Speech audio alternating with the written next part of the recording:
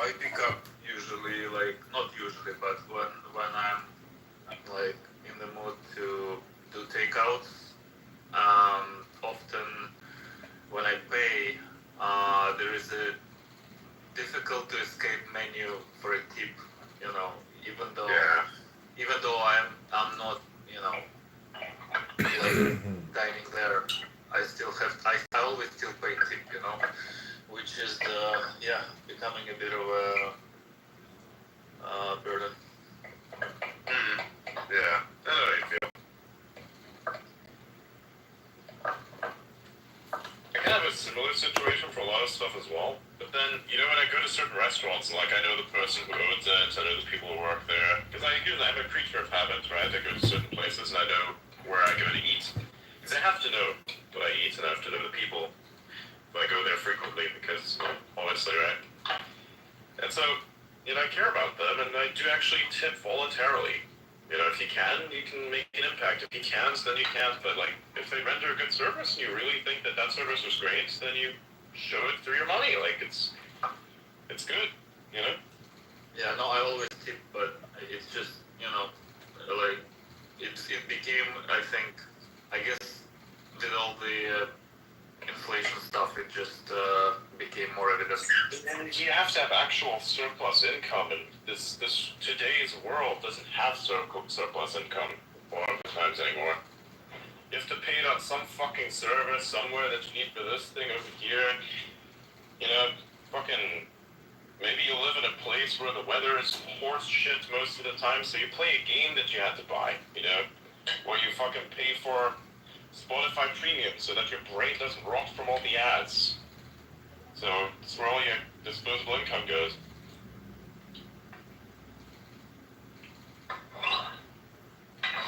Do you have YouTube Premium? Nope. I know a different trick. I watch everything through Discord server. Okay. Oh, and if I don't want to do that, I have friends in third world countries. So I just use them as a VPN server. So for some stuff, you're region limited, well, you can't watch some stuff, right? Yeah. That's the only downside. But for most of it, you can watch it. And if you go to a region, like some island somewhere, that nobody gives a fuck about, you connect to that, all of a sudden, you're technically in a third world country, and there's no ads, because who's going to serve that to you?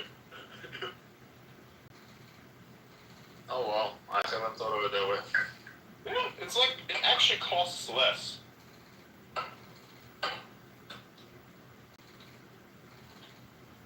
It has the same benefits of a VPN.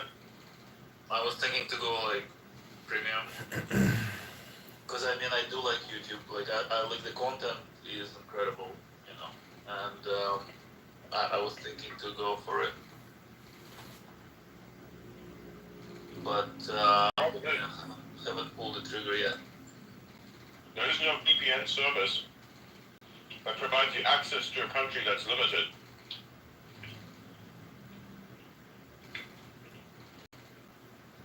They only provide you access to countries that do serve ads. So that's why you have to create your own. Which is annoying as fuck. But once you pull it off, guess what?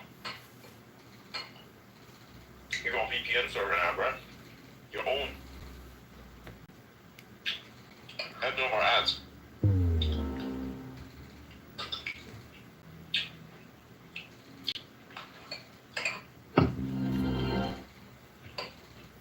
Yeah, like how Elon solved ads, you know, for premium subscribers here, it still boggles my mind.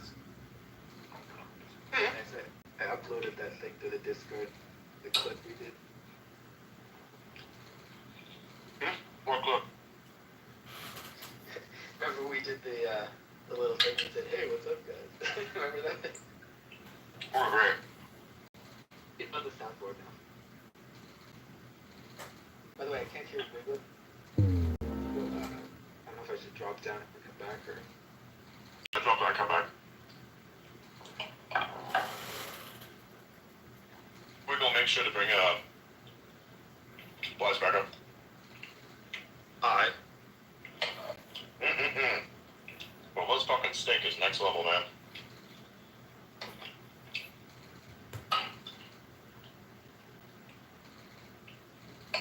Like 20% successful. Oh yeah, I'm 20% successful on preserving the speed at which it cooks. So I still have to like optimize that, but we're getting there.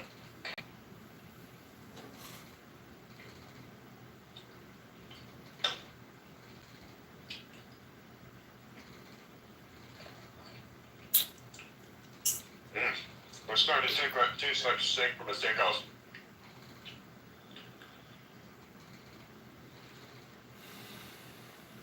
Now I can hear everybody. Good. Did you make 2 or 1? 2. And you input 2 right away, or like did the Yep, anywhere. The faster you eat, the more you can get in. You know, I once went to like a place, at a friend's house, and I bought like apparently they weren't cooking meat. So I bought my own meat, and I said I'm gonna cook the meat. And then they're like, these 2 meats are massive. Like how the fuck are you gonna cook both and eat them? And I'm like, I'll just eat them. And he was like amazed that I managed to eat 2 pieces of meat. And I'm like, bro, what the fuck type of diet do you have to where you struggle to eat 2 pieces of meat?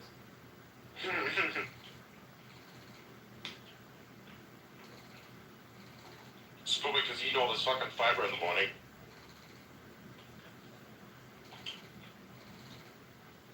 Because nobody shits until like right at the end of the day. So all that fucking space is taken up by useless fucking compound, bro.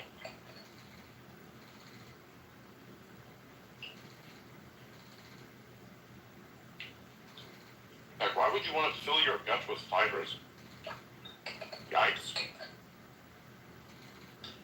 so you unload at night usually? Mostly, yes.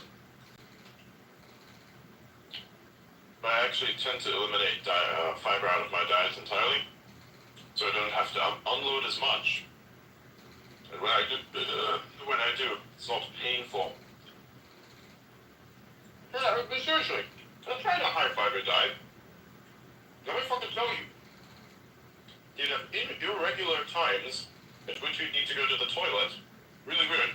Your stomach constantly feels like it's full. You fart like a racehorse. And when you do finally get to go, when the body says, yes, I'm finally ejecting this shit, you're sitting down the toilet and it feels like fucking childbirth. So no. You know what's funnier? They're told that if you're like constantly eating meat, you're gonna have constipation issues if you don't have enough fiber in your body. But the group of people that don't have any constipation, right, is the fucking people that are pure carnivores. Exactly.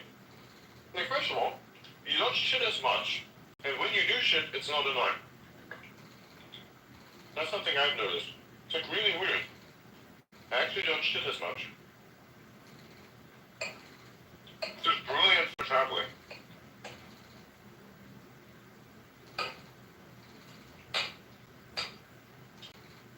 I can literally go like almost an entire day without peeing once.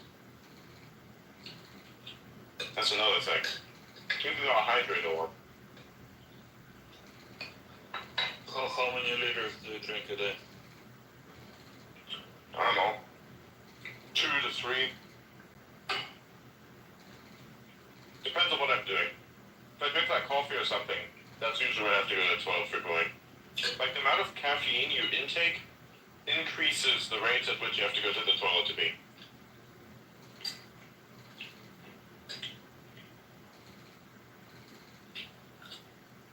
So if you take out all the caffeine, you have to pee almost none. You don't actually have to pee as much, if at all, most of the time.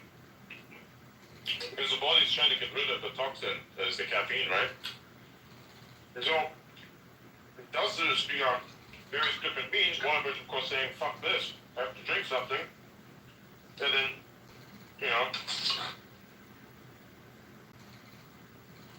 you dispose of it.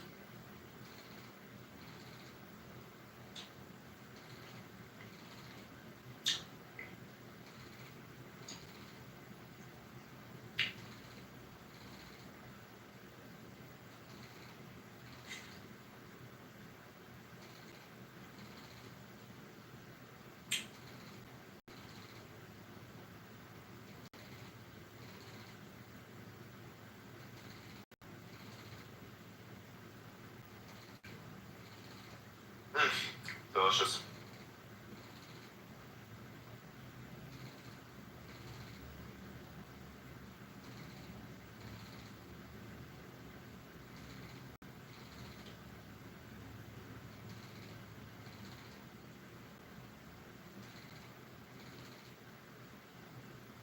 That's fine.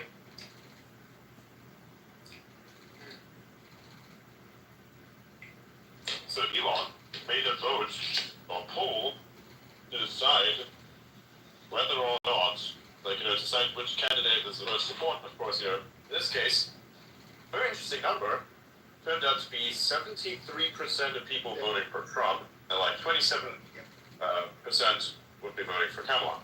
Now, of course, the question is it X mostly right-leaning? I would highly disagree with that. And it's also odd to say that most of who follows Elon or just engage with what he does are people that support him. And the reason why I know this, why I think that this is bullshit, why this doesn't make any sense, that people who support him are mostly right-wing, or leaning towards the right anyways, is because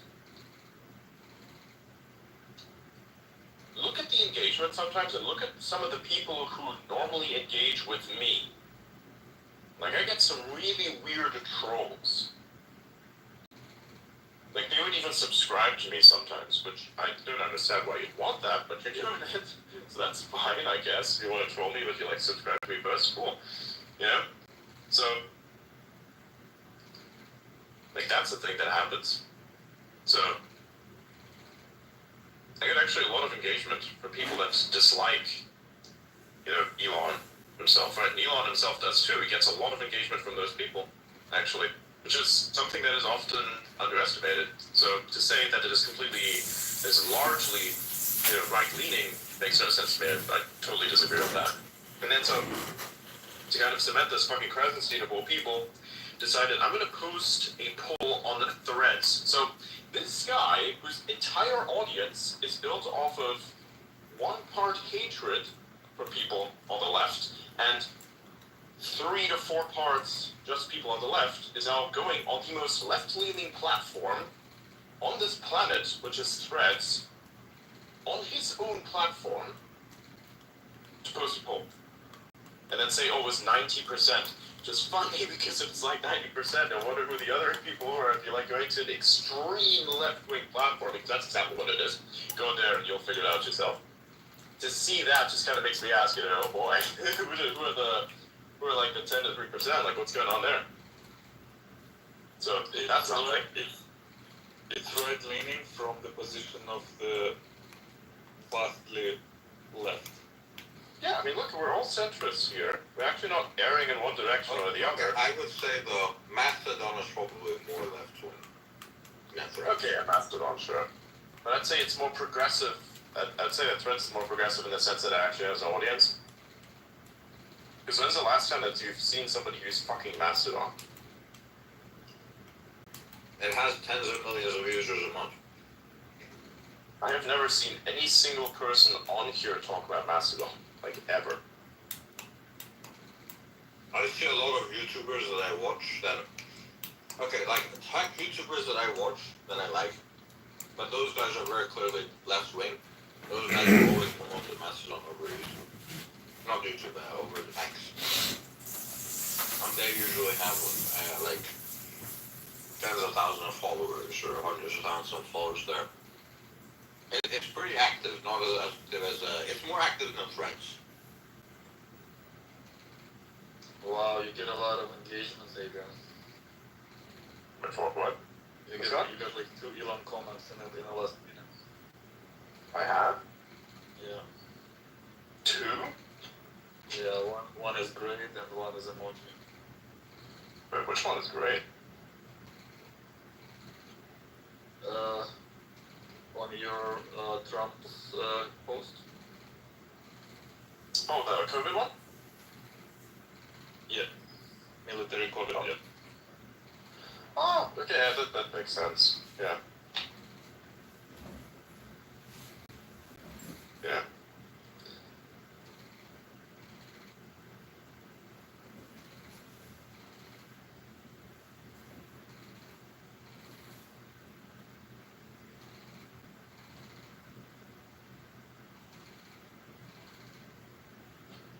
Yeah, that's great.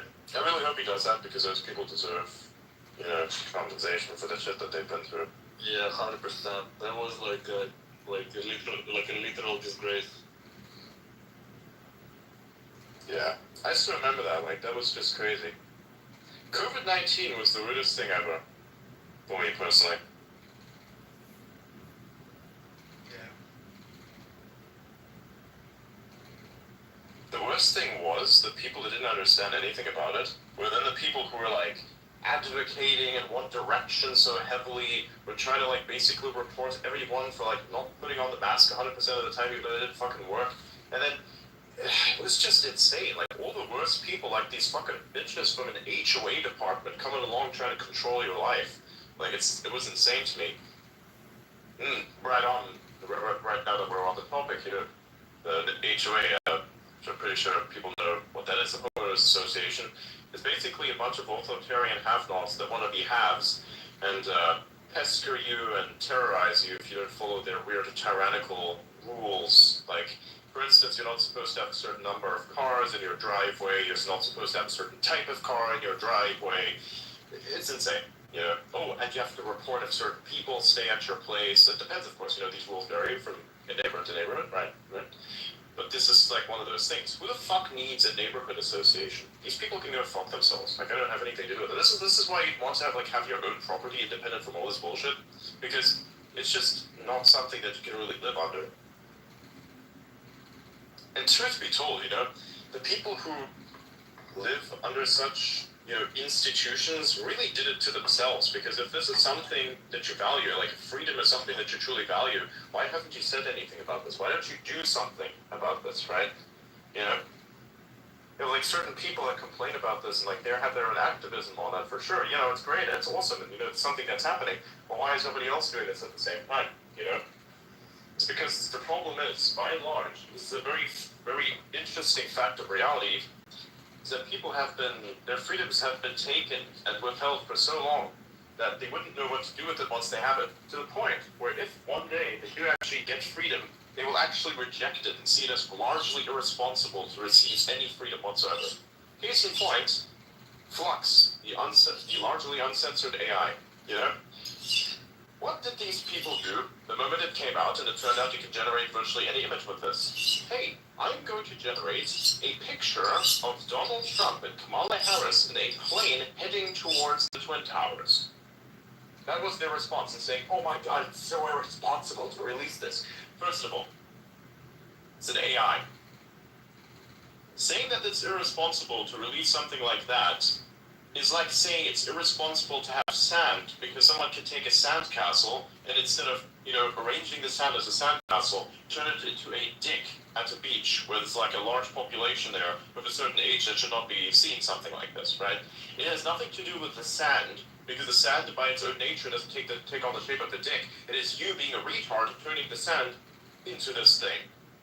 So that's the thing that, people don't understand about freedom is that you've been limited for so long that eventually when you do get that freedom, you see yourself as so irresponsible that you don't want anyone, not even yourself, to have the responsibility that comes with the freedom to basically do whatever you want. So like fail, for instance, as well. Is it a good thing that people are creating fucked up images? No. But why would you want to limit an image generator? Just give consequence to the people that are doing fucked up shit. It's like a kitchen knife. Run down sharpening a kitchen knife, and you can use this kitchen knife to either cut your food, or you can use this to murder someone.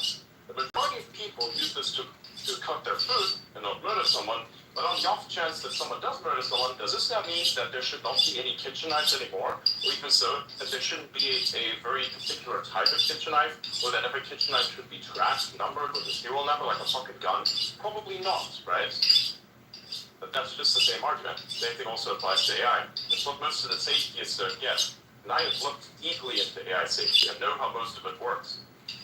But again, it's just a freedom question. You know, at this point, there's a narrative shift where it's no longer about freedom. It's no longer about, quote, safety of a particular machine, but the freedom of what you could do with that machine. And the people themselves, having been not held responsible for anything, and not have had any need for accountability or responsibility, being the ones to reject that accountability and responsibility. And this I see as a major issue. And this is why things suck, largely. It is a strange thing to say, for sure. It is a strange thing to come to realize, but I think by and large this is something that people would need to, understand. Oh yeah, 94%. No, 96%, sorry. 96% voted in favor of Kamala Harris on Threads, on a person's profile, by the way, who's like very, very left-leaning, like next level left-leaning.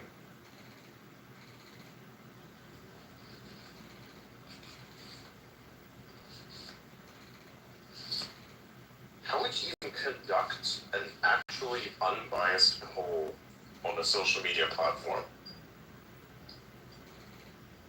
I wonder. You could, to do this, you know how you can have, like, ID? Like, you have ID verification? So I'm thinking, if you can ID verify, what if you could also provide your political affiliation as well, right? You don't have to release this publicly, of course, no. You know, like, for instance, on the account here, it says, like mine, it says it's ID verified, but you don't know what that ID is, right? So, that is something. ID verified account, all good. If you're doing this, then you could potentially also verify which side you lean towards. So, that would be kind of interesting. And with that, you could then say, verify who you could vote for instance, right?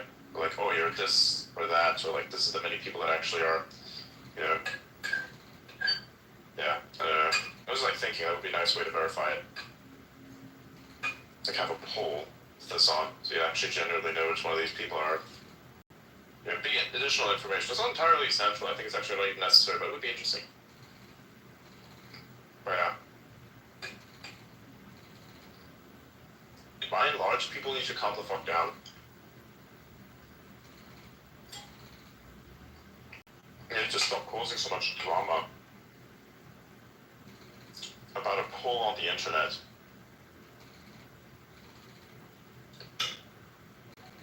And by that same token, stop being so dramatic over the fact that an AI had generated the exact output that you yourself have asked for. Like, the fact that it outputs Hitler images is your fault. I don't get Hitler images. It's because I don't ask it for Hitler images. You're a fucking dumb bitch who does it, not me. I hate to be so abrasive with my language, but it's true. Be responsible. You're hopefully an adult, or like you hopefully have attained this quality of responsibility that comes with adulthood. I've seen largely people are being very irresponsible themselves and then projecting that onto everyone else, saying, if I am so irresponsible with this, can you really imagine how irresponsible everyone else is? Yes, they are more responsible than you, because they would post dumb shit like that. You did. The beautiful thing about free speech is that not only can you do stupid stuff like this, but I get to call you out on it. That, I think, is what most people are actually afraid of, as well, right? So also, I think the British police are afraid of. Right? It's not what you say, but the ability of what you can say about certain things. Like in response as well, right? Dictators and such are largely afraid of the ability for you to say freely what is on your mind, you know? Because it's not often just about what you state preemptively, but what you state in response to a particular thing. There's power in information that goes a very long way beyond the initial thing that people make an insinuation that it is. That's the beauty of free speech. It's the beauty of that responsible thing. Like, I'm it too. I myself too have to be responsible for what I say and what I do, you know? There's certain things that I don't say, because I generally think they ought not to be said.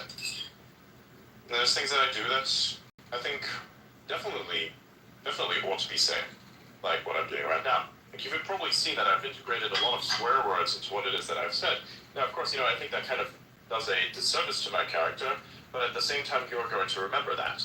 You know, it's like a trick of the brain, where if I integrate swears or slurs into my thing that I'm saying right now, like what I've done, that allows you to kind of remember that, because it's such a abrasive thing to do. It's like, what is that? Normally you have like a discussion where you are, you know, having a discussion, a normal discussion, and that normally revolves around a particular topic that could be offensive, but like, are you actually being offensive with your words, you know, to a certain extent, like what I'm doing with swear words, right?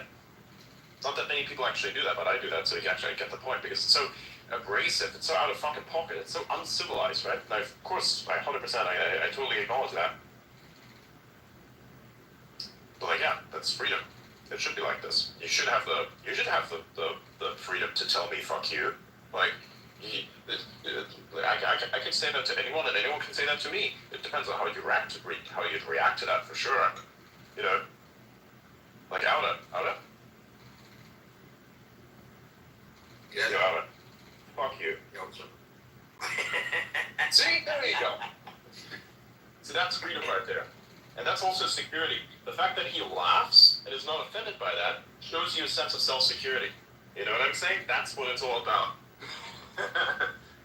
So there you go. There's a little demonstration of how good that can be. This is like the type of people you'd want to surround yourself with. Because I think you have to be a little bit offensive, because it's good. You know, it tests whether or not you have actually a secure sense of self. Because if you were to now get offended by this, if I would have like said all kinds of weird stuff and like started calling me out over it shit, that would kind of show how insecure the guy is, but it's not, right? Because it's like a sense of self-security. You have self-security of what you say and what you represent, and your ability to kind of like sustain that within certain contexts, like this one, right? Now, of course, you know, if I would personally attack him, then I would, of course, you know, expect that there would be some defense, of course, right? Or maybe at least some trolling as a means of defense. But, you know, this is what it is, and this is good. I think it's perfectly fine. And people want to realize that. It's good to have that sense of freedom. Well, I think male relationships in general have this aspect of making fun of each other to each other's faces, but defending each other behind our backs, right? Mm-hmm. Whereas for women, it's typically the opposite, where they talk positively to each other's faces and then talk badly behind their backs. Yeah. Stab someone in the front, not in the rear. Don't stab them in the back. Yeah.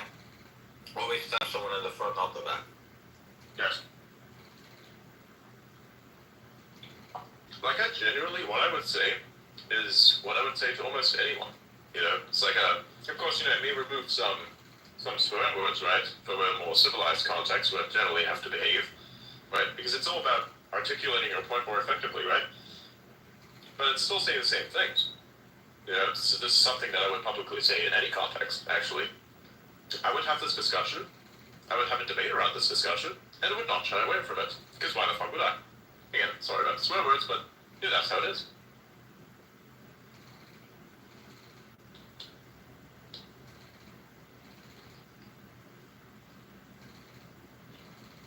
And anything bad you say about a person behind their back eventually gets to them anyway. Yeah. What doesn't at all? There's like karmatic retribution that comes your way. Yeah. If I talk badly about someone to someone else, I fully expect that person to hear it, right? And it's something I would directly say to their face as well. right? So I don't consider that something like talking behind someone's back, because it's something I would say to their face too. Exactly.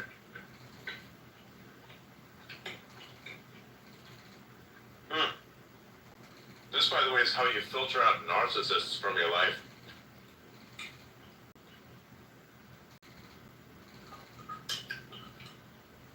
Are you inputting second steak now? I've been on the second stick for a while now. Like half done with it. I do not like eating. I just don't like it at all. It's such an annoying amount of time that it takes to get sustenance. And then the cleanup is annoying as shit too. What about upload? No, not like either of it.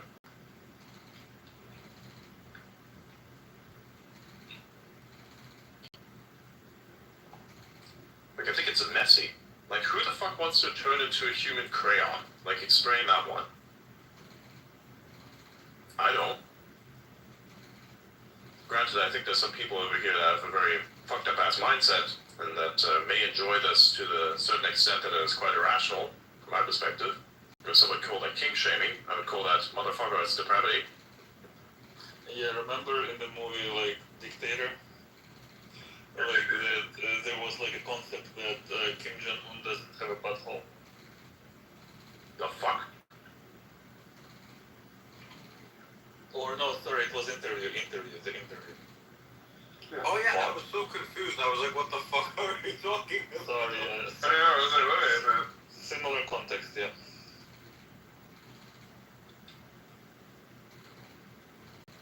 Jesus Christ.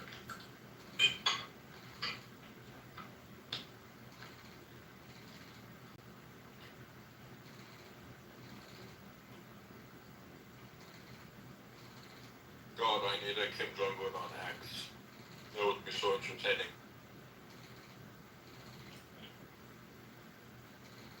I still can't believe Trump.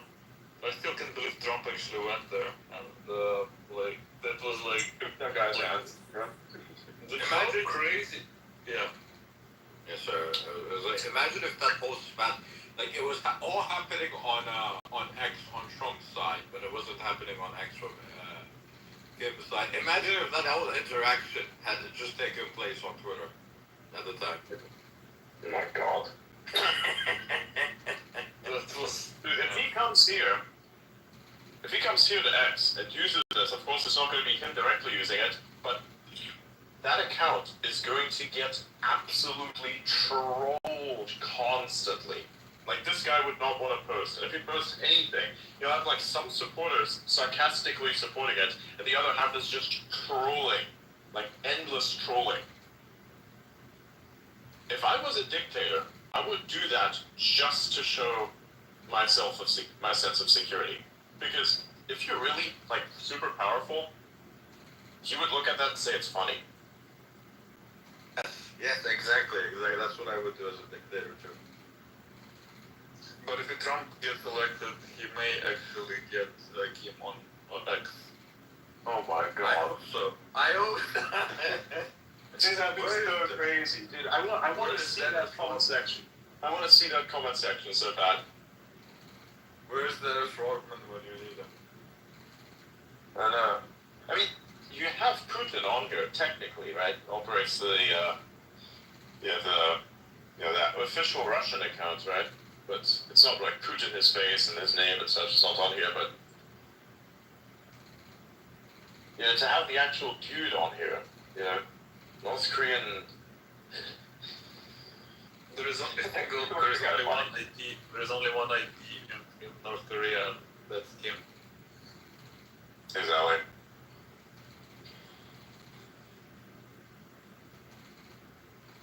By the way, you do realize they have phones there, right? Oh yeah, I saw that the special phones that they made that includes like spyware, right? Yeah.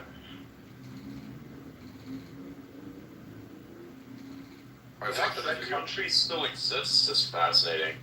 I watched a Yeah, it video is. about the operating system. Every single app needs to have like a cryptographic key attached to it to prove that it's been verified by the government, North Korean government. So you can't run any apps or any media that doesn't have the cryptographic key.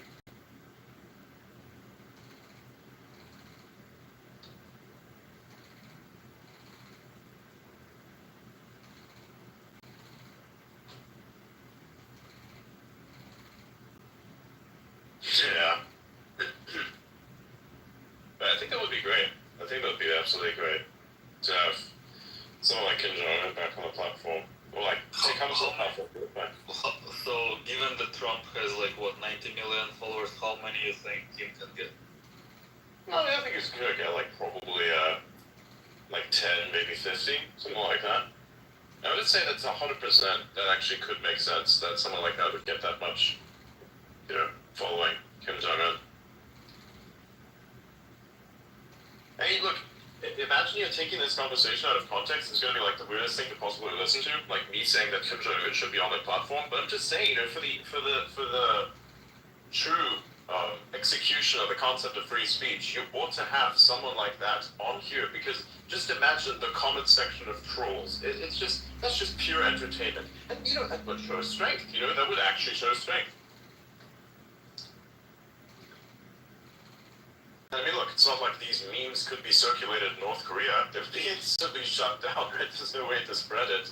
So, What would be if you were Kim Jong-un, what would be the first thing you would post? that is the most fucking question ever. Did I ever consider that one? What? If I was Kim Jong-un, it has to be propaganda.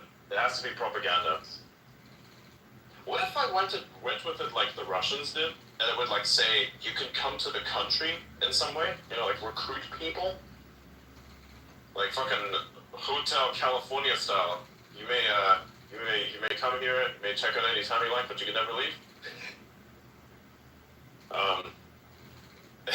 It's fucked up. But like, you know, what would I post? What would be the first thing? North Korean dictator. I would say post something funny. I would say post something funny. Yeah, it's like, makes more sense. Right? that's a good idea.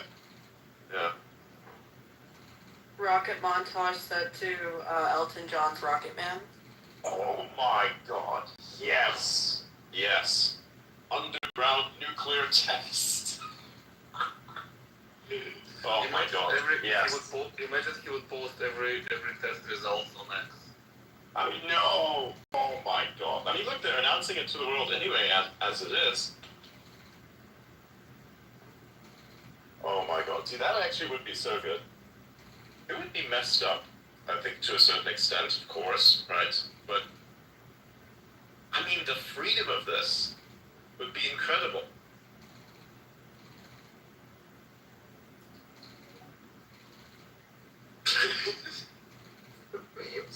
The memes would be so good, you know? Yeah. The memes would be amazing.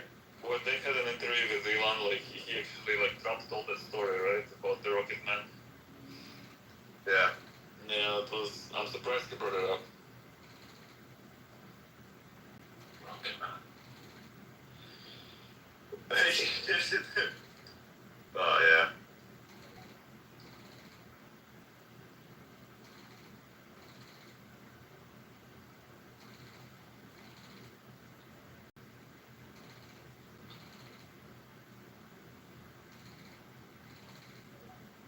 That was great. I think that whole discussion was just amazing.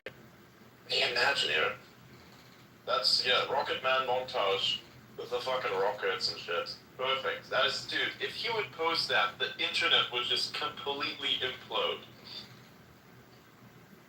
That would be the craziest thing. I actually really want to see that happen. So if you got in like on Spaces with Elon interviewing Trump, you would ask that? If I were to be able to ask Trump directly, I would say, Potentially. I mean, look, this is kind of an issue because if you like ask it, I would have to say it in terms of hypothesis as opposed to demand. Because if you did demand, that's not good. You have to do it in terms of hypothesis. I'd say hypothetically, would you think it is possible to actually get Kim Jong-un on a platform like this and have him like interact with everything and potentially even get him to like create a montage of all his rocket tests with the backdrop of Elton John's music and have that be published as his first post without text or anything, just like that meme format? Dude. That's how I would say it. I would probably say those exact words. That itself would make everybody in the space explode with laughter, because who in the ever-loving fuck would say shit like this? Hey, Elon, can you give me billions of dollars? No, hey, Trump, can you talk to North Korea?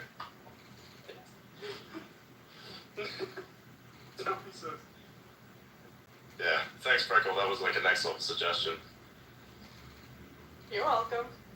God, I'm usually just quiet, so I figure I might as well bring something to the table. Oh, shit. Dude, imagine if that actually becomes reality, though, because of that suggestion. Oh my god. Dude, that has to happen. That has to happen. Can you imagine the sentiment shift that would mean for him, like, as a leader of a country, that he shares a meme? That, come on, especially that kind of meme, that's a meme that people would actually laugh about. It would be so cursed. It would be like a dank meme. It would be cursed, but actually good because it actually makes sense. Fuck. I'm a rocket man. Yeah. It's like a nuclear test underground. Oh my god. Like small little cuts to a seismograph.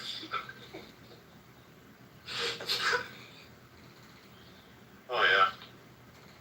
That would be the one. Yeah. Absolutely.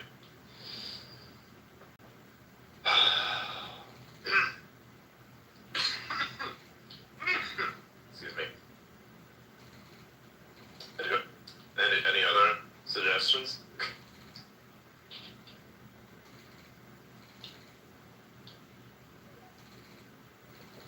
If there was X payments, I kind of want to know that from the audience. Like, if there was X payments, would you guys tip me stuff? Just wanted to know. Like, if there was X payments, would you guys tip me stuff? Like, drop it in the comments. I'd like to know. Honest feedback. Would you tip me stuff if X payments existed?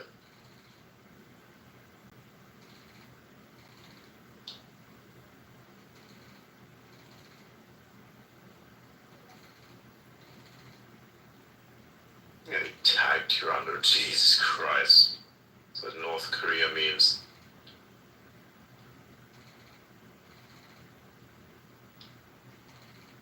Oh, nice.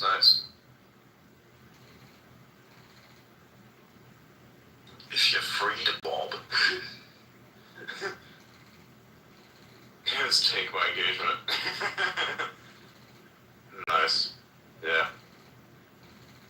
Creating a book of knowledge, AI organizing proof.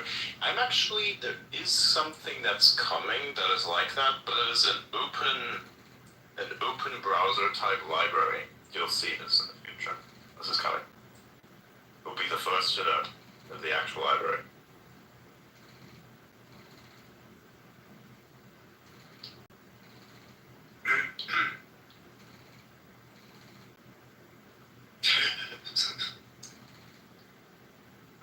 Oh, nice. Good comments.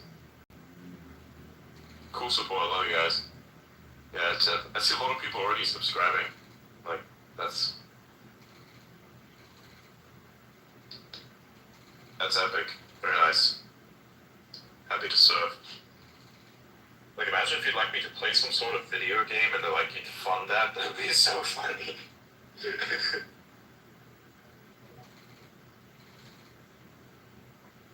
We'd have to do more live streaming though. Yeah. I think generally our live streams are very well received. I think so, yeah. I'm not sure if people would want to see more live streams, just let me know. can play some Diablo, probably some Helldiver, a little first-person shooter situation.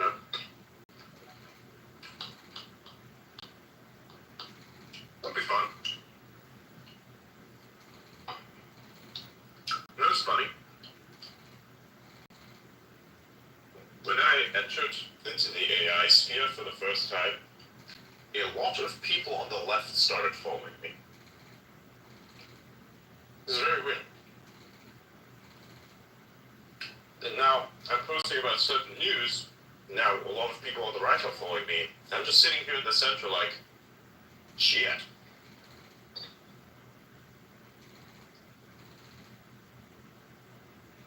That's why I'm also sometimes a little bit defensive in between, because I kind of need to know who's really here for the content.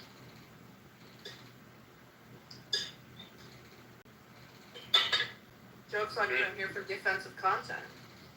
There you go, see? And some of us are kind of anarchistic in a sense, where we just want to see what happens if certain fucked stuff gets said, just to kind of like test the social dynamics, which I think is good. Like, I'm German, obviously, right? And so, how does tests are usually offending me? You know, sometimes I get DMs, and I get asked, why do I have someone like this who's so offensive on the panel? Because I want to be offended.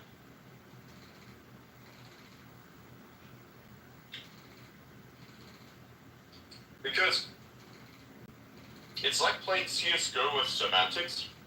If you're not being offended, how are you going to be a counter-offense? How are you going to do counter-offensive? How are you going to do a counter-strike? Think about it that way. Yeah? And come on, it's entertaining as shit. How many of you are entertained by the fact that sometimes I engage with trolls by just kind of making fun of the situation? How entertaining is that? That's like a lot of entertainment value. Yeah, it's awesome. Hell, fuck it, in a couple of days you're going to see this exact same scenario play out again. I'm going to do next level amounts of trolling. Yeah, that's how it works. So I think that's going to be the goal, right? So that's what's going to happen in the next couple of days. And, you know, if you're entertained by this and you actually enjoy that, then yeah, perfect. It is how it is. The UK banned X, wouldn't that be an opportunity for stalling? I guess, but you still need a VPN.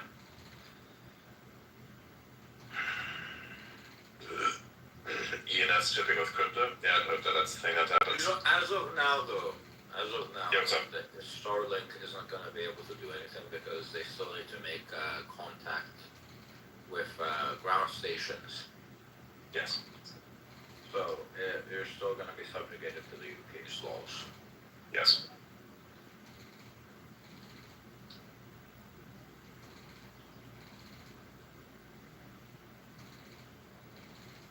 But in the future, I could see this being a necessary tool for people that want to interact with content that's going to be illegal in their country. Fan mail. Oh. What the fuck is that? Like a Cybertruck? Are you shitting me? Dude, I'm telling you, like, you think yours are crazy, mine are just like this on a daily basis. Hey, I want those types of DMs. Those are actually funny. I also get ranted about you now. So now I have my stuff and now I have your stuff. I occasionally get shit about Adrian as well, but not as often as I will assume Michael replies. Yeah, it's awesome. Like, here's the thing. There's literally no chance that DMing any of the people on the panel here will get you anywhere closer to me. I'm just saying. I am one of the most stubborn motherfuckers on this platform. Okay? All that's gonna happen is that I'm gonna send it to Adrian and we're gonna both make fun of you. Bingo. Now, if you think that's insulting, take that as a message, because that's the message. We're trying to help you save your time here.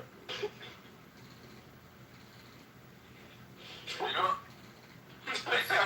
I think at some point I received a message that was like, can you introduce me to Adrian so you can introduce me to Elon? Are you for real? My God. I've gotten some of those too, where they're like, you know, you're talking to Elon right now, right? And I'm like, the more I listen to him, the more I'm convinced it's definitely not. So where have you been? Look, Elon doesn't go too unhinged most of the time. I get unhinged because I can afford it. Because I don't have billions of dollars in companies, and whatever I say doesn't have next-level political implications. What he says has next-level geopolitical implications. Right? So he can't really let loose with his autism. I can. Look at what I just sent you. Sure. It's like, I do sound like, I do act like, all this kind of fun stuff. But let's see what else here.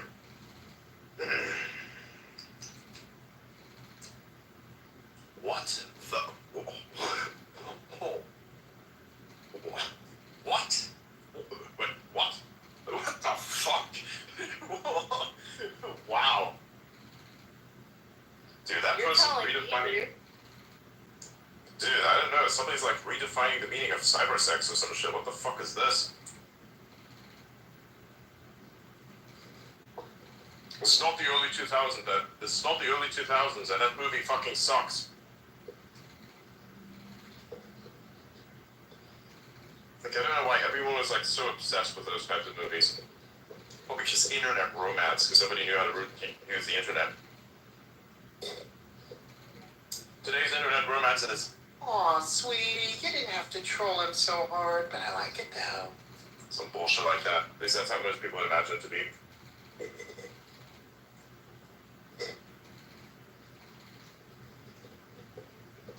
And because I hate I just myself, like how right also above it, occasionally- he just accused you of being gay, and now it's like you have sex with women on Spaces so everyone can I hear know, it. like, seriously. Choose one.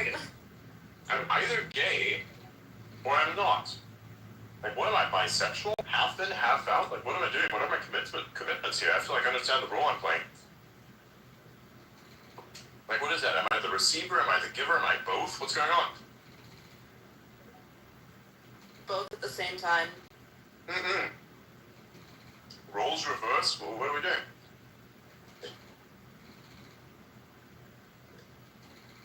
Mm-mm.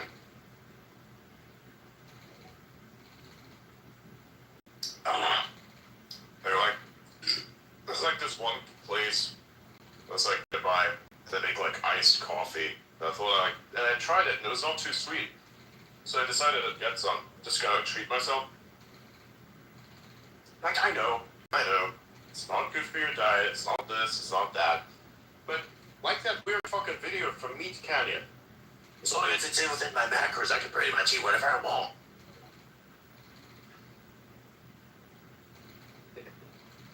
So yeah, I can pretty much eat whatever I want. That's perfectly fine. As long as you don't drink this shit every single day, you should be alright, you know? Most of my diet is super strict. You gotta have some fun in between. And look, I look alright. I feel okay. You know, I do well. My cognitive sense of being is amazing. I feel great.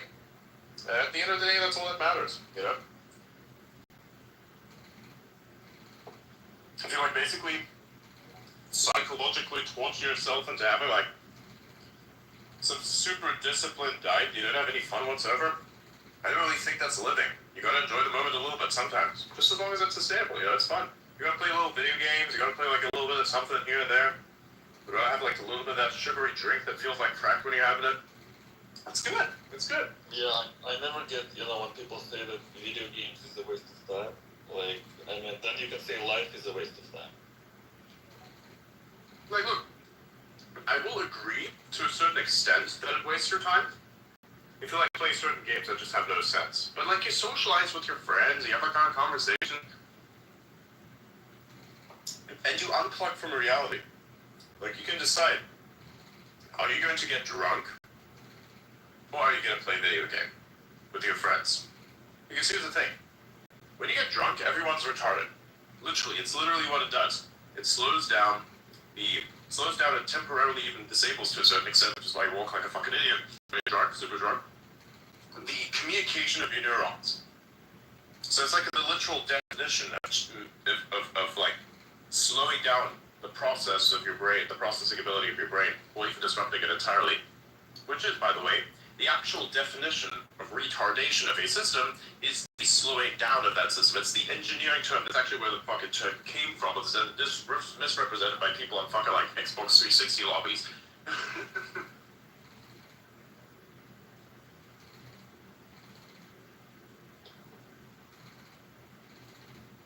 The actual history of the word is a little bit more complex, so I'm just drawing it out. The beauty, like the beauty of a video game is you don't have to get drunk at all and have like this common baseline because everyone's like equally fucked now. You have a common baseline that is, you see that group of enemies over there, like right there in the distance? Yeah, we're gonna need to blow those up or avoid them. You see how that one goes, right? We're gonna have a strategy with how to deal with that problem, and we're gonna do this as a team. That bonding is so good. Everything ceases to matter beyond that point. Fucking your politics, your problems in life, this all gets left at the door. You're just here blowing up the enemies, man. You're killing shit with math, or you're killing shit with a bunch of fucking airstrikes and Helldivers. That's what I like about video games. Is it productive? Yes. To a certain extent, it's productive. Is it productive in terms of work? No. It's not. Not at all. I highly agree with those people who say that. It is definitely not productive. But it makes you more productive in the long term because you have a way to unplug. Is getting drunk productive? Absolutely the fuck it's not. It is only productive from the perspective of the fact that you're actually socializing, which you can do the same thing with a video game. It is just that you don't have as many damages afterwards. Because let me tell you, a fucking hangover leaves you feeling like you're dead the next day. But if you play a video game all night long, you feel a little bit weaker if you had an all-nighter, but you still feel okay.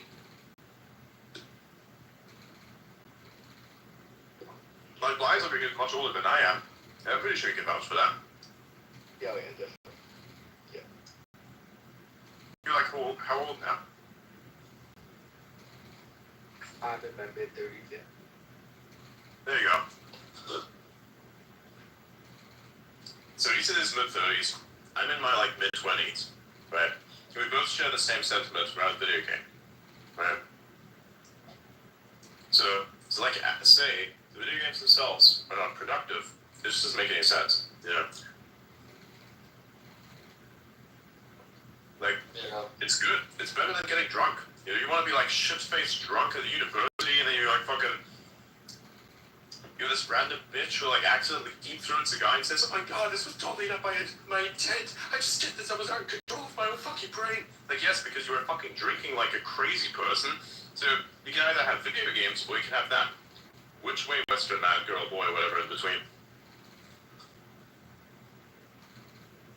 God, I love pronouns.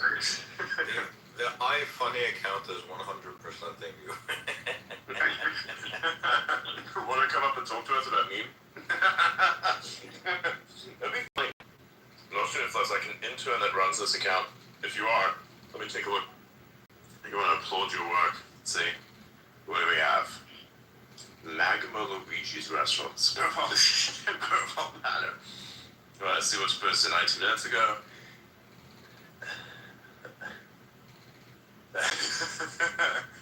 Definitely runs. Nice. Yeah. Oh my god. I'd say post frequent memes. You know? Actually, no, Oh my god. Some of these are great. I think you should have like meme suggestions for stuff to like post on the account, like have people make memes. I think that would be next level.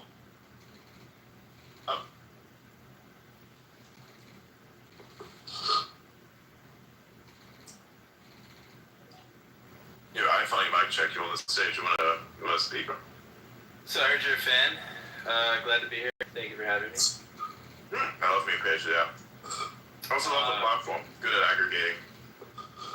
You know, the platform, it could use some work. True. But I do think a lot of like 2014 era memes. A lot of them did have a part on iFunny. I mean, at one point the platform had what, like, it was over like 30 million daily active users at one point. Now it's dwindling, but we're getting back. That's wild. Like 9gag, right? 9gag also had a ton of users initially, and now it's kind of turned down. Yeah, 9gag. We don't talk about 9gag. Then Sorry, on the same level. 9gag is like a 9gag is like a. It's really for a European audience if you break it down. Genuinely, traffic. Okay, yeah, makes sense. Yeah, we unfortunately, due to very strict data laws and a lot of things in Europe, it's very hard to operate a large-scale operation out there. So unfortunately, we are not available in Europe. Yeah. But you know, a lot of people say that the intern running the account, it's very funny because it's actually like 9 people on the account, like 7 to 9. Just around that number. I remember back when Reddit was good and everyone would just shit on iFunny for some reason. I never got that. Well, I mean, it's totally understandable. The platform itself, I mean, it had a part where, I mean, God, 4 to 5 to 6 years of its lifespan, it just went downhill, very downhill. I mean, if you've seen the motion on the Twitter, it's been only like this for the past, I think, since March. They're really trying to. I mean, that's why they hired me. They're trying to fix the brand image, and in this day and age, if a company doesn't have a good brand image, I mean, you can kiss your ass goodbye. I remember they all hated like the iFunny logo at the bottom, you know, whenever there's like an image. I mean, yeah, the truth behind that is like the ironic sensibility in it. It's coming up more. I mean, I'm seeing a lot of memes on X that are going viral with the iFunny logo at the bottom. It's nice, but you know, it wasn't our goal, but it's cool. Do you ever consider like removing the smiley face out of the iFunny watermark? Because I think what makes IMG Flip so good, I'm pretty sure you've seen those as well, is that they're not really noticeable.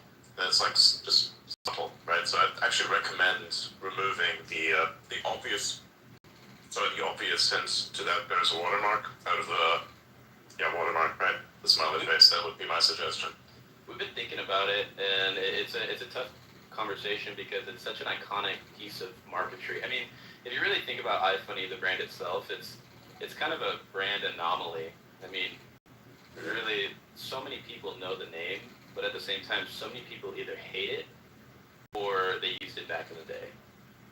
And running this account and the decisions they make, it's like getting rid of the watermark is kind of, it's like, it's, I wouldn't say it's pointless, but it's very much so like, it's so iconic. You know, it's kind of like changing our smiley face logo. At that point, we lose all the brand recognition that we've garnered for the past like 15 years of being online. Because people are saying like, why don't you rebrand iFunny? You know, because iFunny, the name was born back in the day when iApps were still a thing. You know, like I this, I that, right? So the I name, it doesn't make any, logistically doesn't make any sense now because apps just have app names, but we're still iFunny, you know, riffing off iPhone. Okay.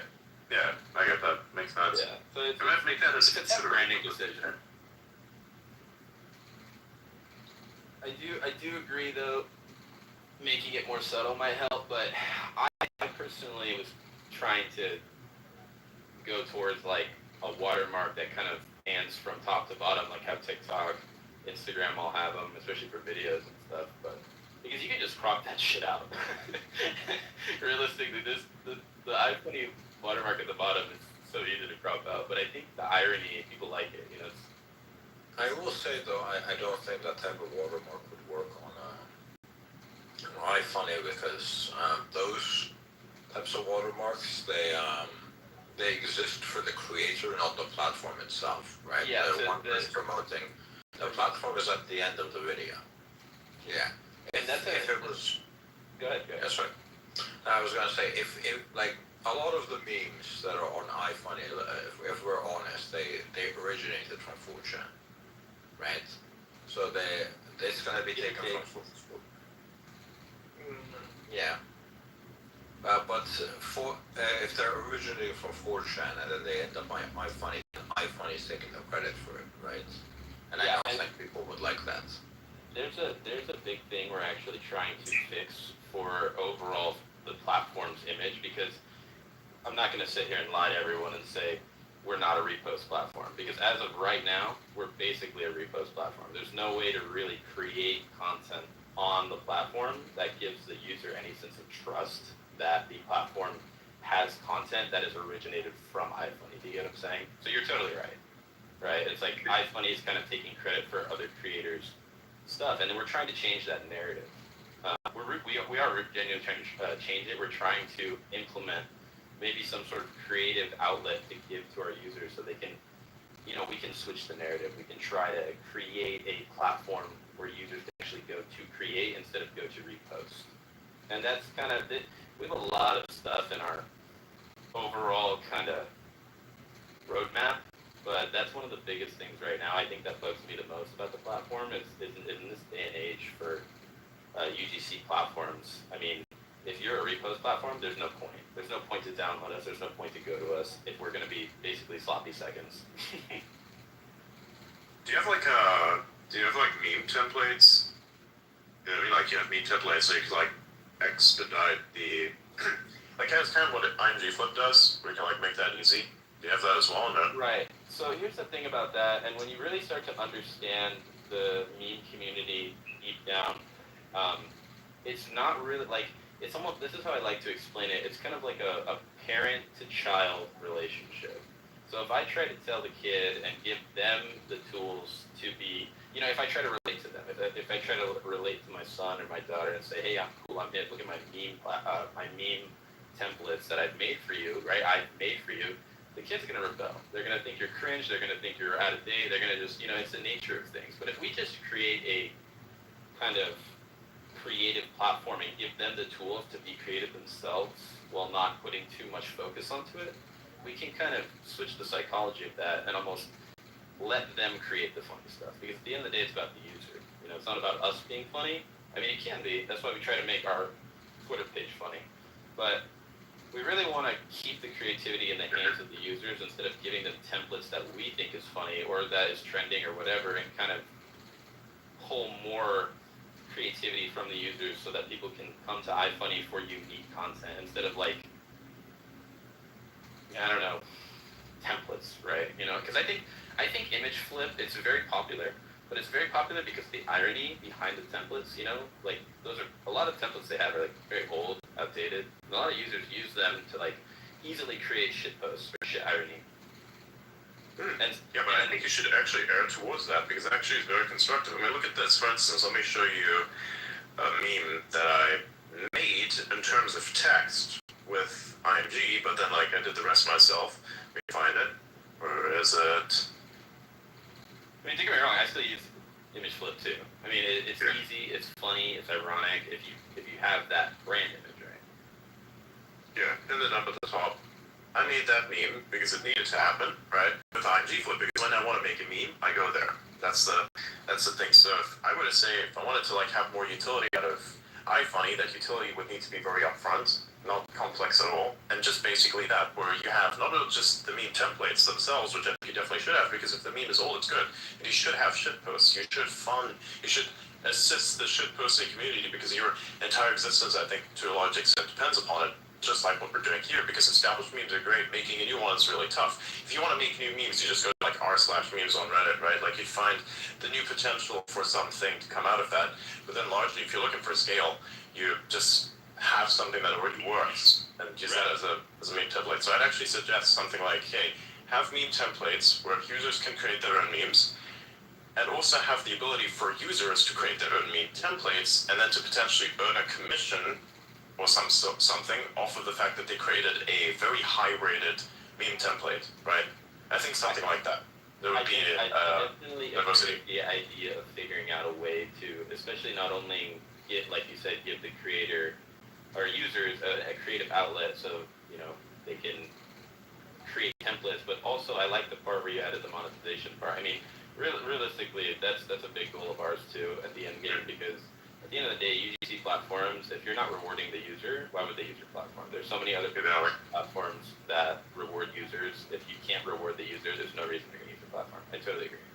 I think though, image flip, when you understand really like this, and it sounds cringe talking about it at this sophisticated level, but it's true, is when you think about memes and you break them down, image flip, it holds that ironic factor. I mean, no one who actually, a lot of the memes that are in, you could say, amongst like Gen Alpha, a lot of them are either, if they're made on image flip, it's ironic, and if they're made on image flip, it's either, an older person who wants to be meme, right?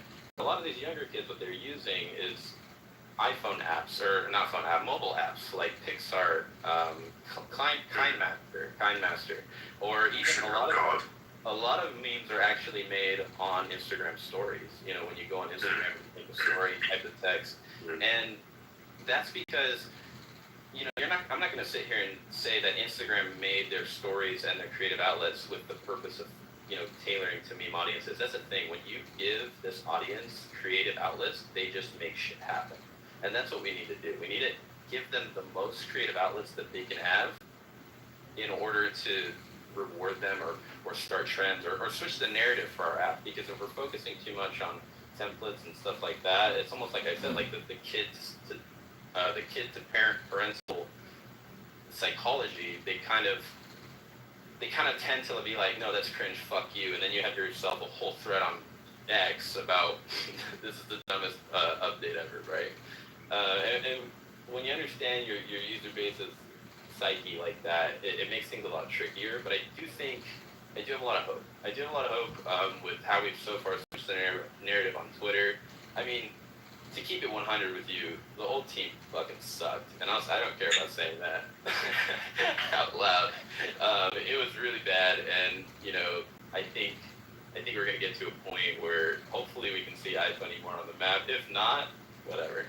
Overall, the end of the day is trying to figure out how to pull this brand out of the hole it's dug itself in the past 7 years.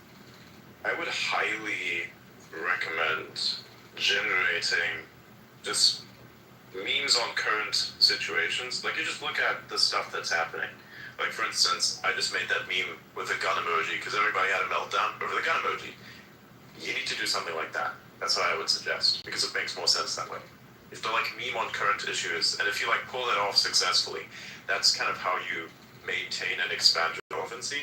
That's kind of what I would suggest. At least that's what I see. That's what helps me grow as well with memes, because memes are very tricky to create and also perpetuate, and so you need established formats, which is why I always kind of go back to the template argument, right? Because the established formats are usually the best to convey certain things. Creating new formats, I think, is largely kind of fool's errand. I think that at least probably 5% of all newly created meme formats are actually successful. They'd have to get billions of impressions total over the course of a year for, I think, them to be successful as a template, right? So if that still makes them relevant, then yeah, this one right here is a fucking old as shit meme that I use to kind of illustrate a message. That's old as shit, but it still worked. You're lucky to have the richest man in the world reply to that shit. Yeah, Just saying. And it's really about. I mean, I agree. The template has a big play, but that's it on the gamble that people are even going to use that feature realistically, because image flip is so big. I feel like because of the time, the time it's just been established for so long. I feel like if a company came out and tried to reimagine image flip, I want to ask you this: do you think it would work? Right? Do you think if they were to reimagine it, make it maybe mobile, new UI, maybe more monetization for those templates? I just can't see a world where users. I would use it myself. And I think a lot of other people who would churn out a lot of memes, which is what you'd want, would do that as well. Okay. I would highly recommend going meme template. You need good. First of all, what you need is something to kind of sort in different ways by trending. Historically, the most trending sort by genre of memes and have, like, say for instance, somebody generates a meme via a template that exists on iFunny, then to have that template linked directly. So if somebody like searches for a meme, like they search for the, it always has been meme, right? And then they find that on iFunny, they see a little link there at the bottom, like a bottom right there, and say, oh here, click on template. You click on the template, you can make one yourself, right? Something like that, just to make just to kind of speed up and decentralize to an extent the meme creation process. Then people will love you for it, and they'll love to include the watermark, because why not, right? I definitely think what you're saying is totally a valid market, not valid, because, we've seen the same concept being talked about being done by, CapCut, right? They're one of the biggest template, technically, companies in the world, but it's mainly for videos, and a lot of the meme templates for videos is like very TikTok forwarded, because when you're understanding the UGC space, this is a big thing I actually talk about all the time, is UGC spaces. They're kind of like, it's funny because TV back in the day was, you had these channels, and these channels made content tailored to whatever demographic they hired, production studios or TV show studios to come and make shows for their channel, and those channels had different age ratings tailored to different demographics. Nowadays, the UGC sphere is actually just like modern TV. You have X, where a lot of the stuff is, now it's political, it's memes, it's more raw, right? But then you have TikTok, it's kind of like the nicer, more Disney Channel aspect of things with a little bit, there's different algorithms too, and you can think of the algorithms like channels, right? You have Instagram, where a lot of the shit is more edgy. Instagram, has been dominating the meme market. It's one of the biggest platforms for memes right now. And then you have iFunny. How can we create a channel, separate ourselves from the noise, and kind of bring ourselves back to life? It's really hard, because we have been around as long as these moguls, but we didn't do enough of the work to stay on the map, right? Were you an Instagram meme channel account in the past? Was I an Instagram channel? Yeah, account. No. No? No. I've been in the game a long, I've been connoisseur for a long time, and my main taste of humor is like YouTube poops back in the day, but I really grew up off the weird shit. But I don't have any Instagram accounts. I would have thought you were one of those people that had the Instagram meme pages in the past. I just was a corporate guy who liked memes and then got hired here. That's my But it's a very tricky market, because, the fact that I'm even up here talking right now to you guys about this, a lot of the audience who likes memes and who are good at it and who make fucking half the memes you see and half the templates that go viral, they would think I'm so cringe for talking about it like this. Yes. Yeah. They would torture us, right? And that's the thing. It's hard to be a professional dealing with this kind of audience, because you wanna be professional, but at the same time you understand how they think. And when you understand how they think, you start to kind of pump the brakes on your professionality. Yes. Yeah, that's actually funny that you're aware of that. It's fun. Genuinely, I want to use iFunny a lot more. It's just I need the flexibility of sourcing memes. That's all I care about. And if that becomes much more easy to do, then that's scalable. That I think is a huge future, especially for something like X. Everybody wants to get in on the memes. Everybody wants to have a meme for every situation. Especially on here. And so I'd largely recommend that that's something that you guys want to kind of look into. 100%. Even a database. But give me the fucking tools, please. Well, you know what? Here's an idea. Just grab every meme that pops up on 4chan, so people can just check it before having to scroll through all the porn. Oh god. Big up. 4chan is a scary place, man. Back in the day, at least. Now it's more tame. Yeah. But all the memes pop up on 4chan, right? But you're gonna look through it like a sea of porn. Oh yeah, looking. Yeah. You Laugh, You Lose threads were crazy. I loved them.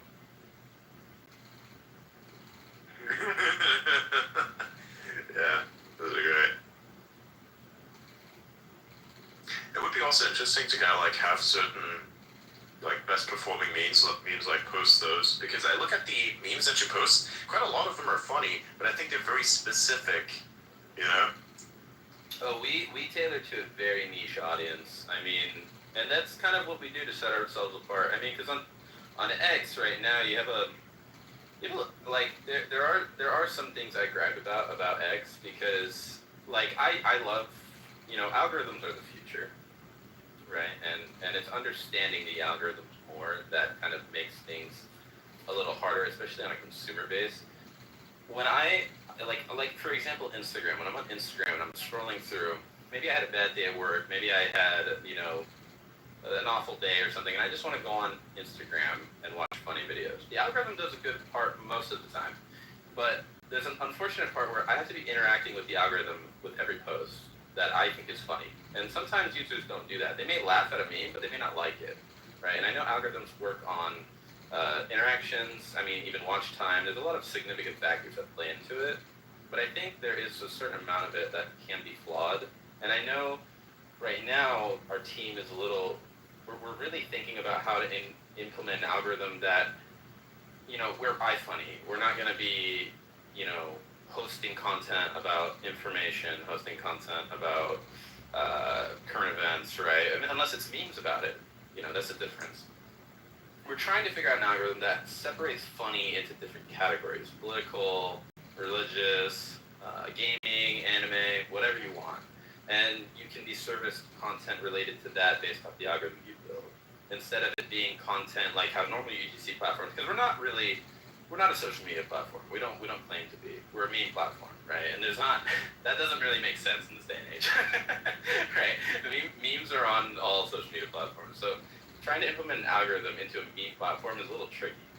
It's definitely a challenge. I mean, maybe I don't understand it fully because, again, I'm not a tech guy. I'm more of a business marketing guy, but I learned a little bit.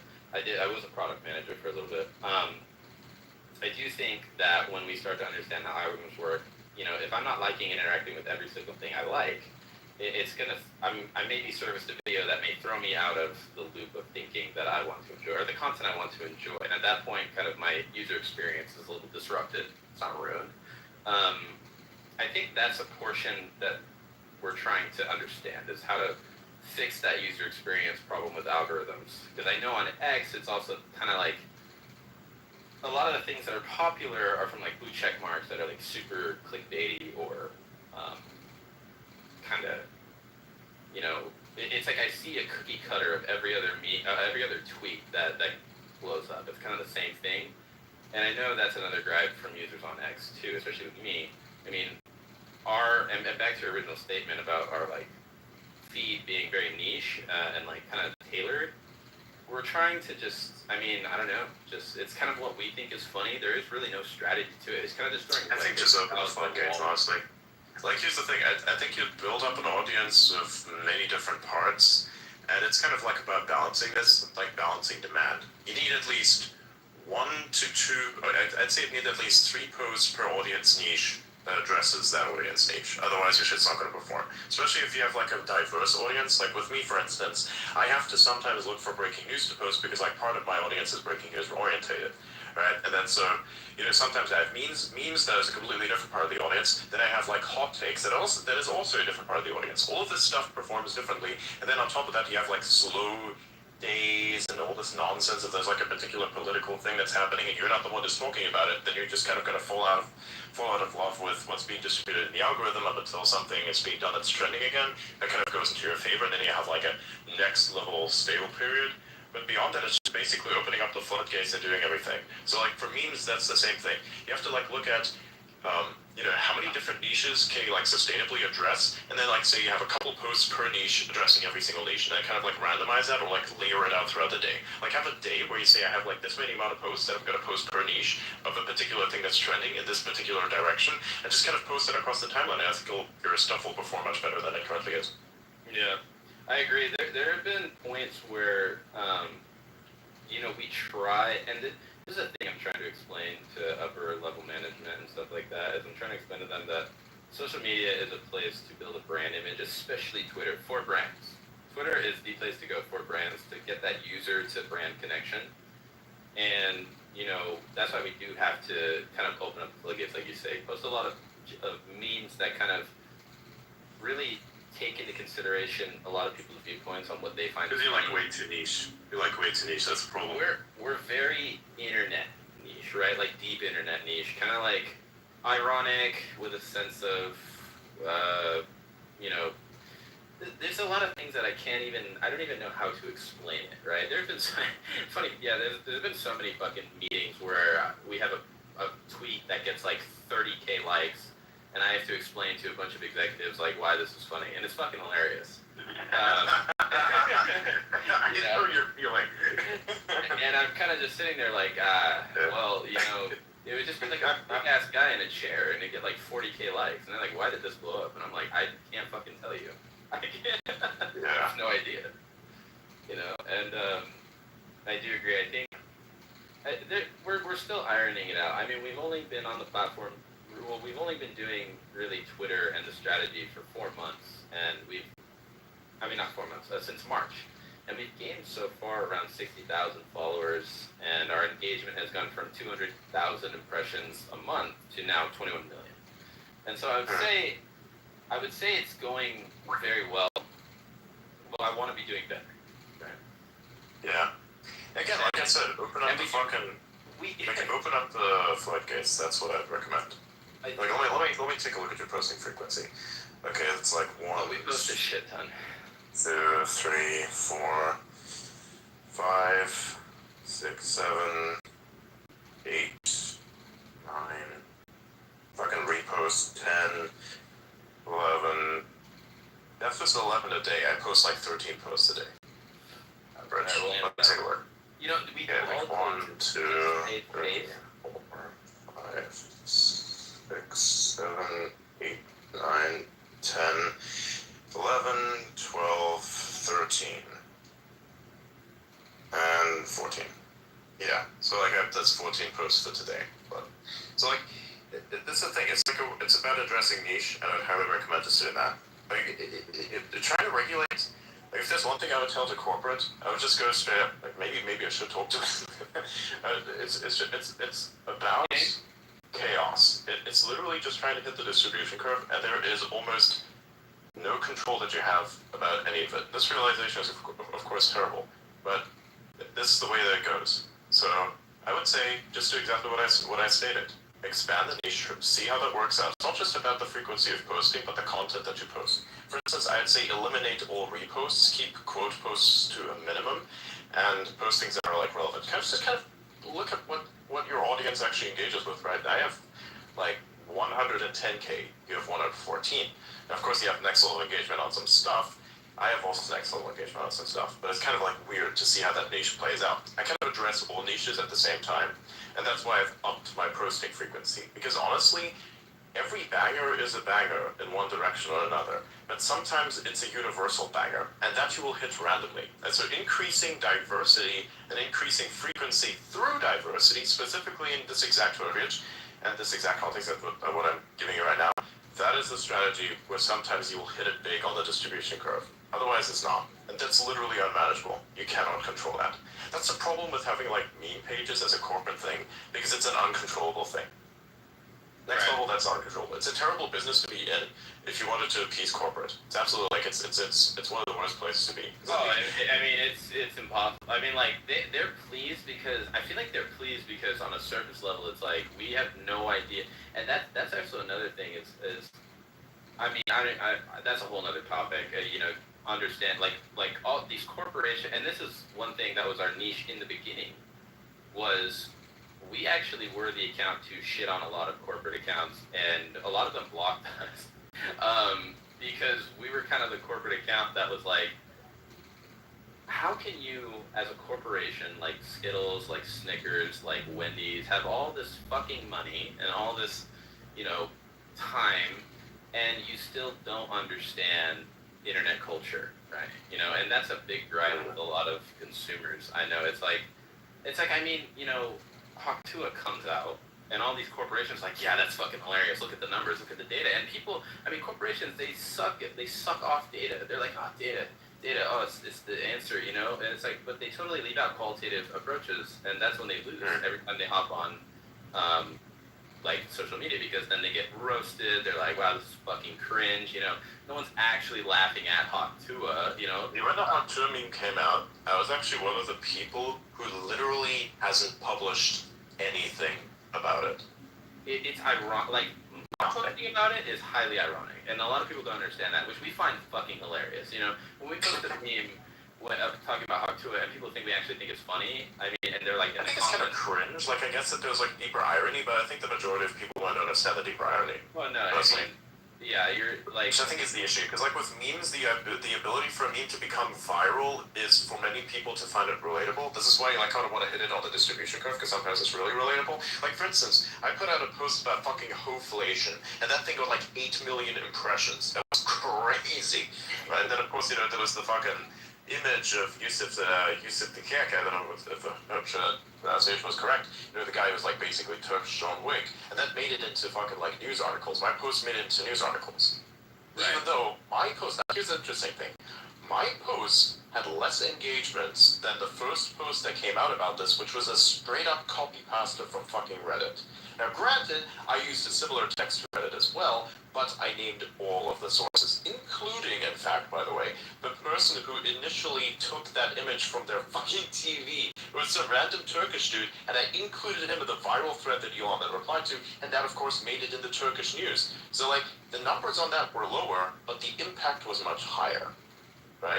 And this is something that corporate would want to understand. Like, especially for someone like me, I'm a super user of X. I use a lot of its features. I have used a lot of its features and will continue to do so. And kind of experiment with all kinds of things.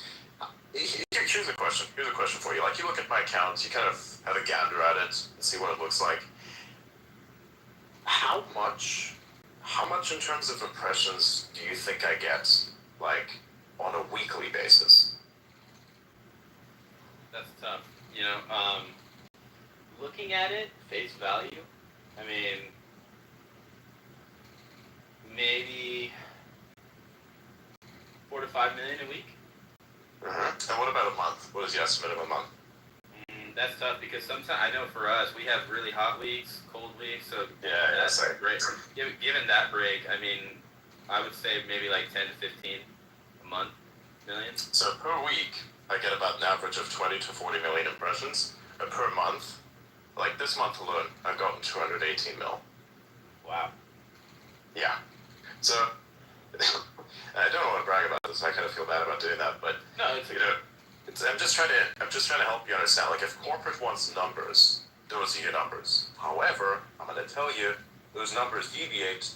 There's going to be days that suck ass.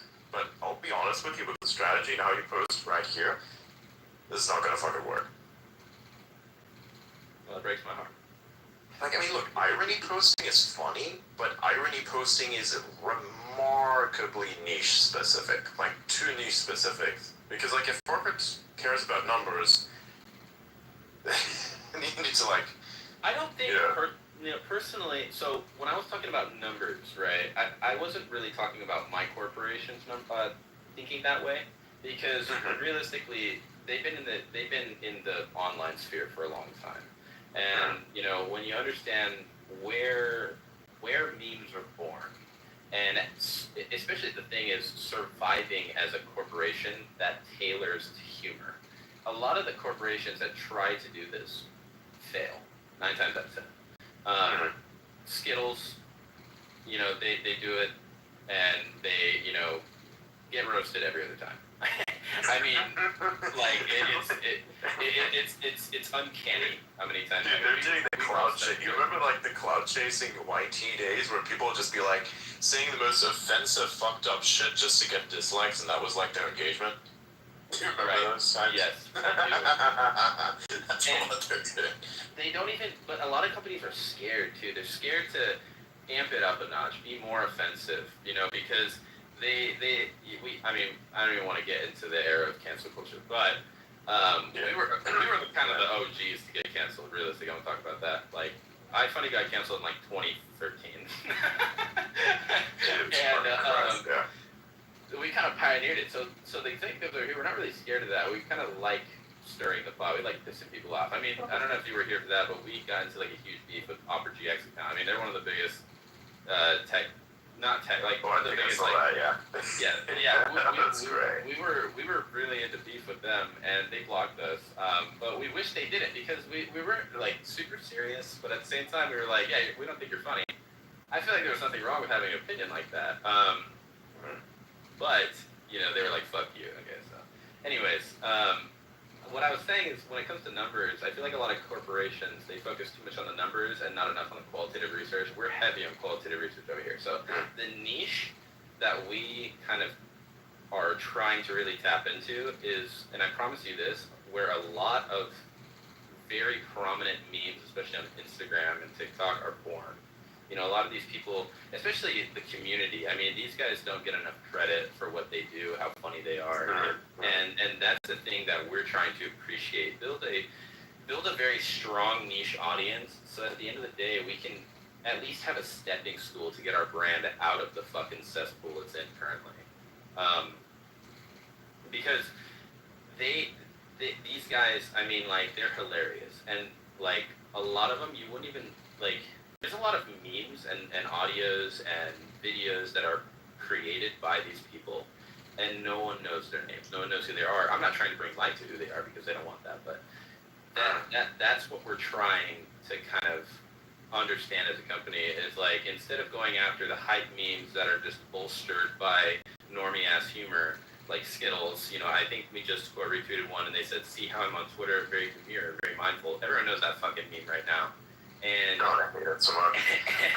and Skittles just posted that, so we're kind of giving them a hard time, and we want to do that. We don't really care if people block us. We don't really care if people get offended. Like, that's a big thing about meme culture too, is you have to be ready to be told you're not funny, right? That's the nature of it. They're cutthroat, but it's all from like a standpoint of like, I wouldn't say hate. I would say more of like they kind of pride themselves in this. They kind of like love it. They love doing it. So if someone really genuinely makes something that's unfunny, they're gonna call them out for it, and you can't take it to heart. That's how we started. Back in March, we posted. We were trying to tailor to this audience. Oh my god, I felt fucking 14 again in high school. I was getting thrown around. They were fucking destroying me, and I was like, guys, relax, please. I swear, like, I understand it a little bit, But the more I learned about it, the more I realized I didn't understand it. And that's when I started to really reach out to these people and learn the community and understand them. And they don't get enough credit for the companies that profit off of their meme templates and their funniness, And that's kind of like why I like giving them content. They enjoy interacting with them, even potentially bringing them onto the team, because that's my way of giving back to the community. And they get oversighted all the time when it comes to online internet humor. I question, like, there's one, let me remove some of the other posts. Let me remove this, remove that, remove the Shrek one, remove this. Okay, do you see the second one? Like, so you scroll like to the first one here, you see the one where it's like the 2016 gun emoji thing, and I scroll to the right on that. Do you see the Ken Fox one? How would you meme a butter explosion? Like, celebrate everything. So that's butter? I think it's butter.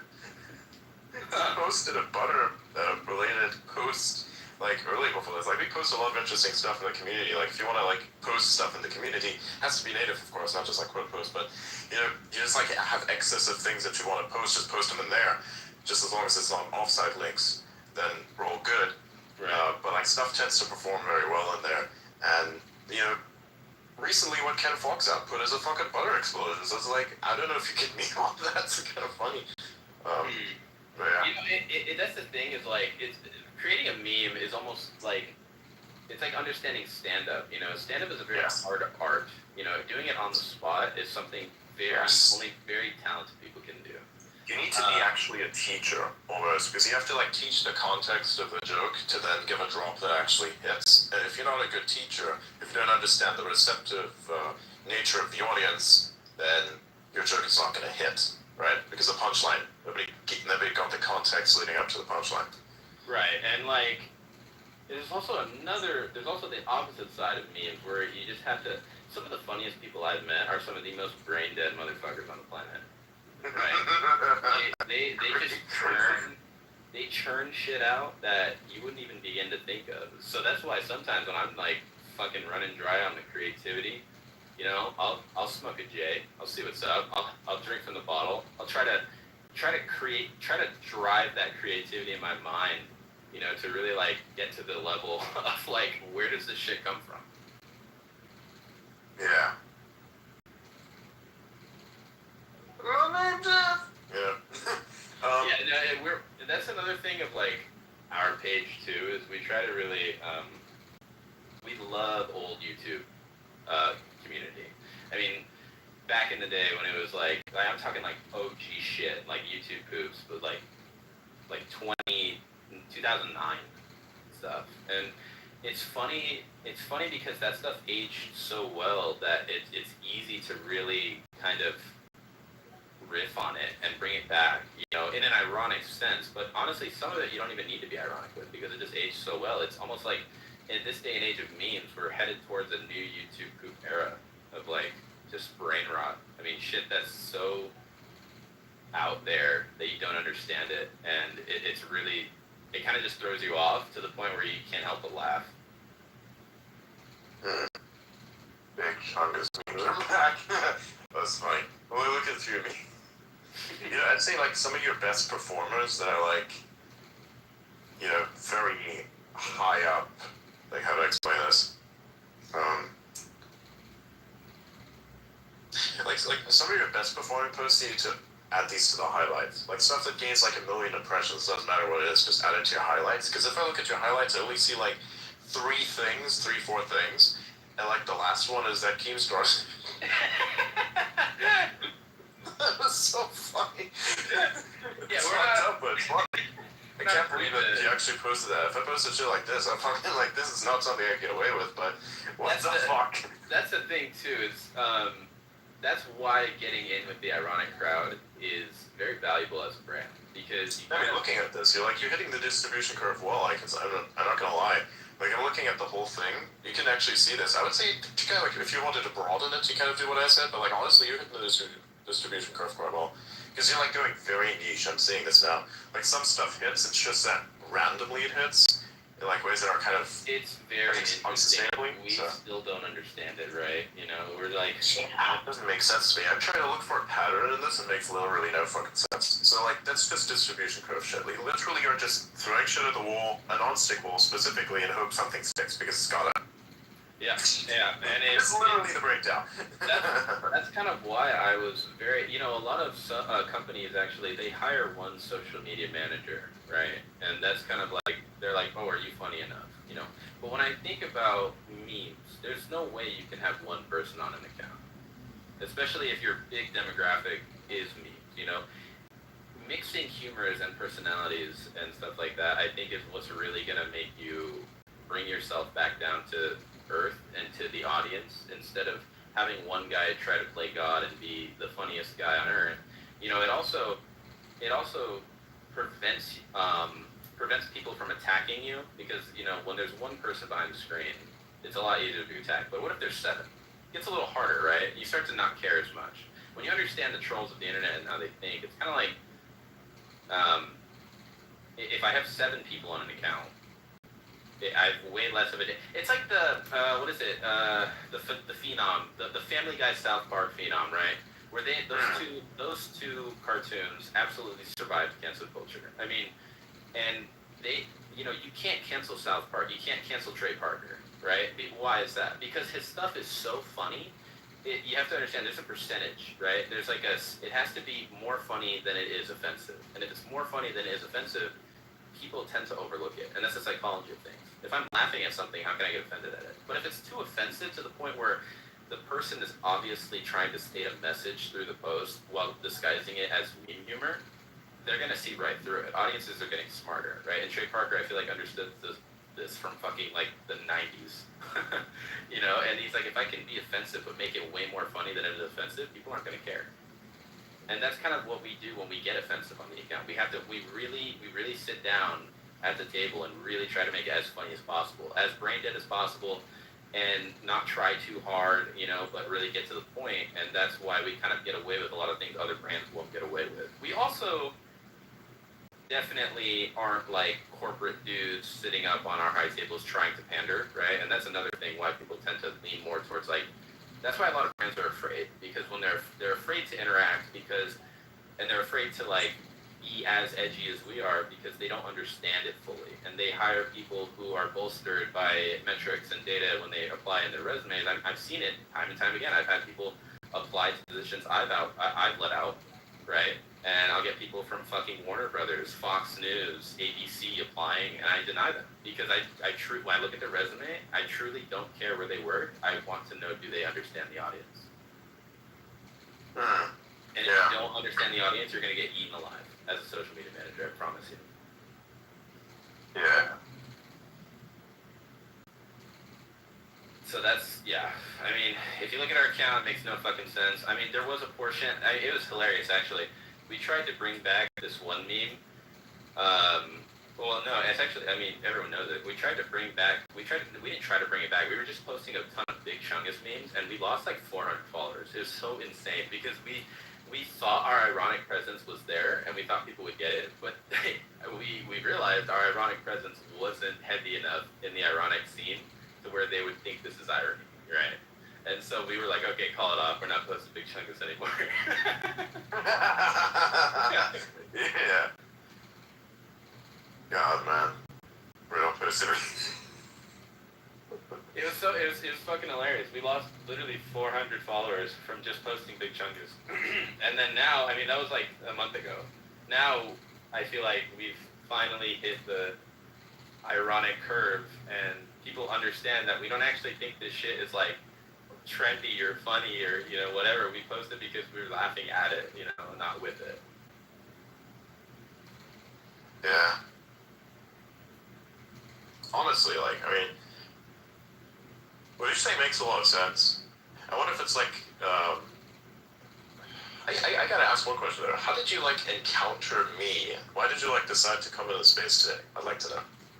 Well, I mean, it's permission to talk about it. I'll give you the knowledge of what people are saying about your account in my sphere. Go for it. Give me permission. Okay. I mean, everyone truly thinks you're Elon Musk, right? And I'm kind of 50-50. I'm like, I feel like you just sound like him, right? Yes. And yes, that is the accurate assessment. Right, and so that's really why, that's a big portion of why my community talks about your account, because it's like, this is fucking Elon Musk, but then it's like, wait, there are some things that's kind of, some people back that, it's all 50-50, right? People don't really know. That's why, and that's how I came across it, and I was like, this dude's definitely Elon Musk, but my brain brings me back down to reality. I'm like, no, wait, there's no way. It's still 50. Like, I don't fucking know. So, and at the same time, I don't really care. I like to sit here thinking I am talking to Elon Musk right now, and it makes me feel a lot better. Yeah. I mean, look, this is fun. This is like, I kind of want to do this because I think that if you're not gonna have like a space every now and then, this kind of is like things get boring, and this is nice because, I mean, look, it's just such a coming of age thing, right? Just have. Like, imagine you're just having like a conversation about weird stuff that's happening, and have like that be spoken of in a very eloquent manner by a person that sounds like Elon Musk on a platform like here. I'm talking to a fucking meme account. That's just great. I'm a random dude with a space PFP. Got Wiggle over here who's got like a Cosmic 69. I have a dog next to me, a Doge. They got the iFunny account. I got a person who's like, I don't know, what do you do? Like, you're offensive to Jewish people while being Jewish. It's like a really weird mixture of things. You got Alan over here who's like a complete mystery. He's like offensive to fucking everyone. It's great. This is a weird thing. It's like being on. It's almost like being on Fortnite and seeing it for what it actually is. It's like the most weirdest, ironic mix of things. Like, you're fucking be driving in a cyber truck. You're driving in a cyber truck as the fucking Master Chief from Halo, and then you are taking out fucking John Cena with a fucking 12-gauge shotgun. I mean, come on, that's just insane. That's why I think basically like these are fun. It's literally like a scary movie script. I will say, if Adrian really was Elon, there's no fucking way he would let me on his Spaces. Absolutely. I feel like that's playing into the psychology of it. I mean, Elon Musk is a smart guy. We can't deny that, no matter how many people have their opinions about him. But, like, someone needs to understand the psychology of, like, reverse psychology. And I feel, I'm still 50-50. You haven't sold me yet, but there's no problem with that. I'm a fan. Okay. We know this guy. We know this guy. It's not Elon. If it's Elon, then he's hiding his ability to do like really sick impressions all the time. Adrian's just a resident autist. If you genuinely aren't Elon Musk, I would say play into it more, man. Let people just play into the irony of it. I think it'd be great. I get that to a certain extent as well, but there's like a kind of a personal responsibility to this as well. I kind of feel like it is ironic in the sense that I've basically become an IQ test for people. Like I can tell how serious they are of reality based on how long it takes for people to understand that this is well and truly not Elon Musk, right? I actually can see which people are the most clever and the most dangerous, even to a certain extent, if you wanted to like get into a debate with them, based on how long it takes for them to figure it out, and based on what I've been able to attain and like kind of ascertain so far.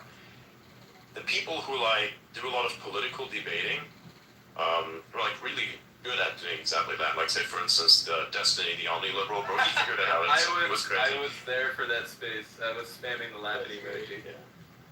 It was so stupid. Yeah, I mean that's I actually just baited him in because I wanted an answer to a question so I can use that, because people will continue to ask me like, what does this mean when like fucking have the omni-liberal demonetized? Like what does this mean when this person like makes it death to it? Like what's going on here? And so I said I need to know the answer to this myself so I can provide a good answer to those questions that I'm getting. So I decided, hey, I'm gonna do two things. I'm gonna invite him, and at the same I'm gonna do two things. I'm gonna send out two replies, one in which I invite him respectfully, and one in which I just say I'm gonna fuck you up. And I'm gonna fuck you up was the only thing that worked, which is everybody. I literally gave him two choices, and he took that choice. I was like, okay, fine. So I baited him into a discussion here. Then this actually we've spoken twice. The last time was like on his stream just before he debated a person who was like a Google whistleblower or something. And yeah, I like had a little conversation with him beforehand. I had like a lot of coffee before that, which is crazy. I would not be able to do a live debate. I would get torn to shreds. Oh, dude, 100%. The moment you start entering, like if you don't deal with philosophy, and I think to a certain extent what governs this person, and like have a discussion around that, then you're not going to actually have a good time at all. If you start dealing with politics, he's going to like basically take off news articles from all kinds of weird places and documentation of like, there's no way. That's no way. Oh my god, I fucking hate news articles in general, especially from like C-tier ass reporting companies like BuzzFeed and Vice News. That was a personal attack. Because literally, I mean, I've never used iFunny even from when it was popular. I've known about it, right? That's why I know it's an anomaly. Everyone knows about the fucking brand name. But when you Google iFunny, you're always going to find the BuzzFeed and Vice News articles about controversy on the platform. And it's made my job significantly harder, because anytime we try to get into a debate on Twitter, people just post the link, and I'm like, guys, can we just leave it in the past? I mean, like, I wasn't part of that shit before it happened. And like, whatever, to each its own, but, BuzzFeed, get fucked, you went bankrupt, so I don't give a shit. I mean, look, here's the thing. Things evolve over time, and I think this is something that should be, accepted and normalized, that things actually evolve. But yeah, some things are just weird. Oh no, I mean, it'll be like, it's a news article from like 2018, and people are like, look at this, check this out. And it's all just, and there is a portion I had to learn coming into this sphere about rage bait. And for a long time, I have my other admins who help me run the account, and they were always telling me like, who's always responding to these rage bait comments? And I kind of had to raise my hand. I was like, what's that? What's that? Purposefully trying to piss you off and trying to say untrue things to get you to respond. And once you respond, you lose. And so once I learned that, I was like, all right, I'm gonna go fuck myself, because I just fell for like half the shit that these people do. And now I know that, and now the best way to respond to rage bait is with something that's absolutely unrelated to what they're saying and something absolutely so ironic or stupid that people are like, all right, that was pretty funny, you know. And 9 times out of 10, you ratio them every time. Responding with anger means they've won. That's what I've learned. Yes. Responding with not even anger, but with even like more than a paragraph, they've won. You have to do like a 2-liner, 3-liner, and then you win. Yeah. It's like that's what I've learned, and that was something very powerful, especially when running a social media account. It was like, okay, well, once you understand that, it's like, holy shit, I'm invincible. No one can fuck with me. Yeah, exactly. But then, It's you know, fun. It's fun. Yeah. It's Yeah, a that- war of attrition. Effectively, that's what it is. It's a war of attrition. the iFunny community itself scares the shit out of me still. So I stay on Twitter. Oh yeah.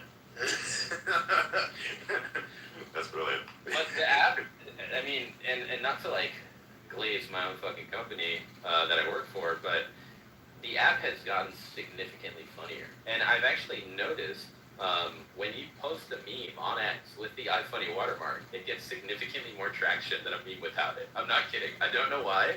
I've seen it time and time again on my timeline from people who post it. When we post it on our timeline, it just gets like 100 to 200 more likes than a normal meme would. And I don't know why. Interesting. Because people think like, I don't, they see it and it's, I feel like we have successfully switched the narrative of what iFunny was before. I mean, you would post that watermark before, people would be like, fuck you, what the hell, why'd you crop it out? And then now it's kind of like the irony behind it. It's like, and also when you go on the platform, people don't understand that, yes, we do have an algorithm. So unfortunately, when you first get on there, you're not going to see stuff that a lot of the, like, especially our demographic and our people that we're trying to tailor to, they're not going to see a lot of things that they think is funny. But the more they interact with the stuff they do think is funny, they'll start being serviced more funny shit. And it's like, oh, ding, ding, ding, that's how fucking algorithms work. But our company, we don't promote our technological advancements enough on the marketing side where people are aware. So people are just kind of like, your app's not funny. And I'm like, just use it for 3 days, bro, please.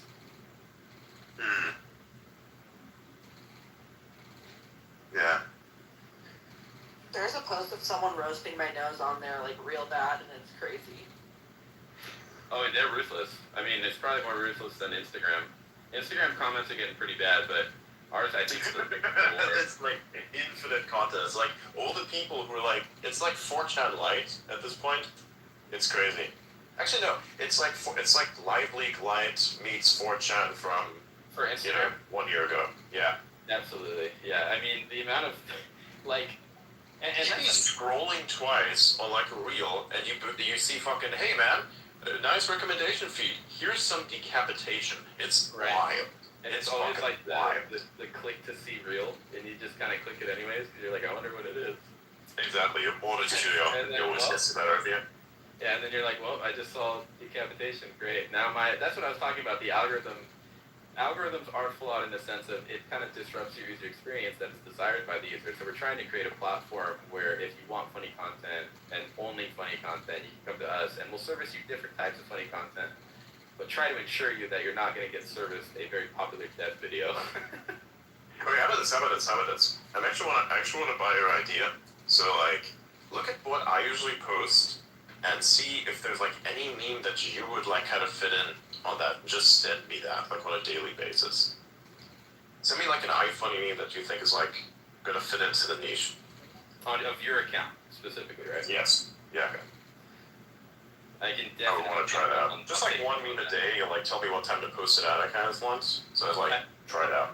As long as it's not- no racism though. Like. Oh, no, of course not. I mean, that's another thing about humor, too, is like, as you can tell from our account, we haven't really dabbled in racism or super offensive shit. And it's just because when you look at comedy, right, and you look at stand-up comedians, and you look at maybe cartoon shows, adult cartoon shows, when they play off racism and offensive shit too much, it almost seems it comes off as lazy. It's really lazy. And it's a lot harder to be genuinely funny without always having to rely on shock content. Think of it this way. I kind of post things out of context because I imagine it. Here's the thing. I would not post anything on this account that I would not be fine with a government seeing, for instance, because there is an inevitability that someone is going to see this. And look, it's kind of funny because like you get ad revenue, right? You can kind of gauge by who advertises on your content. What exactly the quality of your content is. Like, for instance, there was one post that I made about some sort of news event that then led to the fucking FBI serving an ad under my shit. Which is like the weirdest thing in the universe. Like, you're just posting, and the fucking FBI is putting an ad under your shit. That's so funny. It's like, that's the most I would be honored. I would be absolutely honored. I'd be like, wow. Same, absolutely. Like, that's what I say. I kind of post as if the government itself would see my shit. You know, I wouldn't roast them too hard. I would give them a little bit of a fun time. Like, for instance, you know, you kind of present memes without context so that people can either agree or disagree. Because you yourself are neutral. You're just presenting the thing. And then everybody else can interact with that and present their own opinions on it. Same thing with the news content. I do the same thing this way, too. You know? Yeah.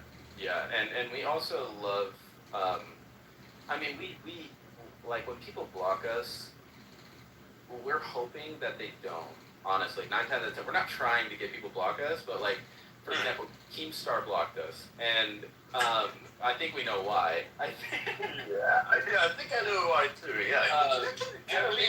But deep down, when people do block us, we get really sad because it's like we're losing the ability to make more tweets like that. And we're like, shit, you know, fuck.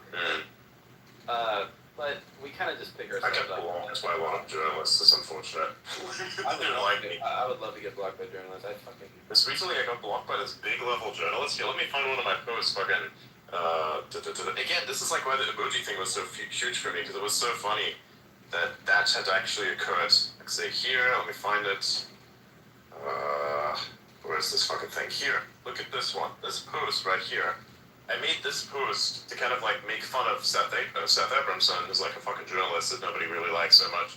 But I made fun of him, of that, and that wasn't even the thing that got me blocked. He made a statement, basically like, he made a cartoon or something, where he was like saying one side is reasonable over the other, like it was just kind of like separating Democratic and Republican, and he was like making the Democrats, painting them in a reasonable light, and painting the Republicans in a unreasonable light, as in that they would kind of like bumble off things in a grammatically unsound manner. And then to kind of troll them, I found a clip of Kamala Harris just completely losing her plot. And it was like a 10-second clip, and I posted that as a comment without content, got me blocked within a minute.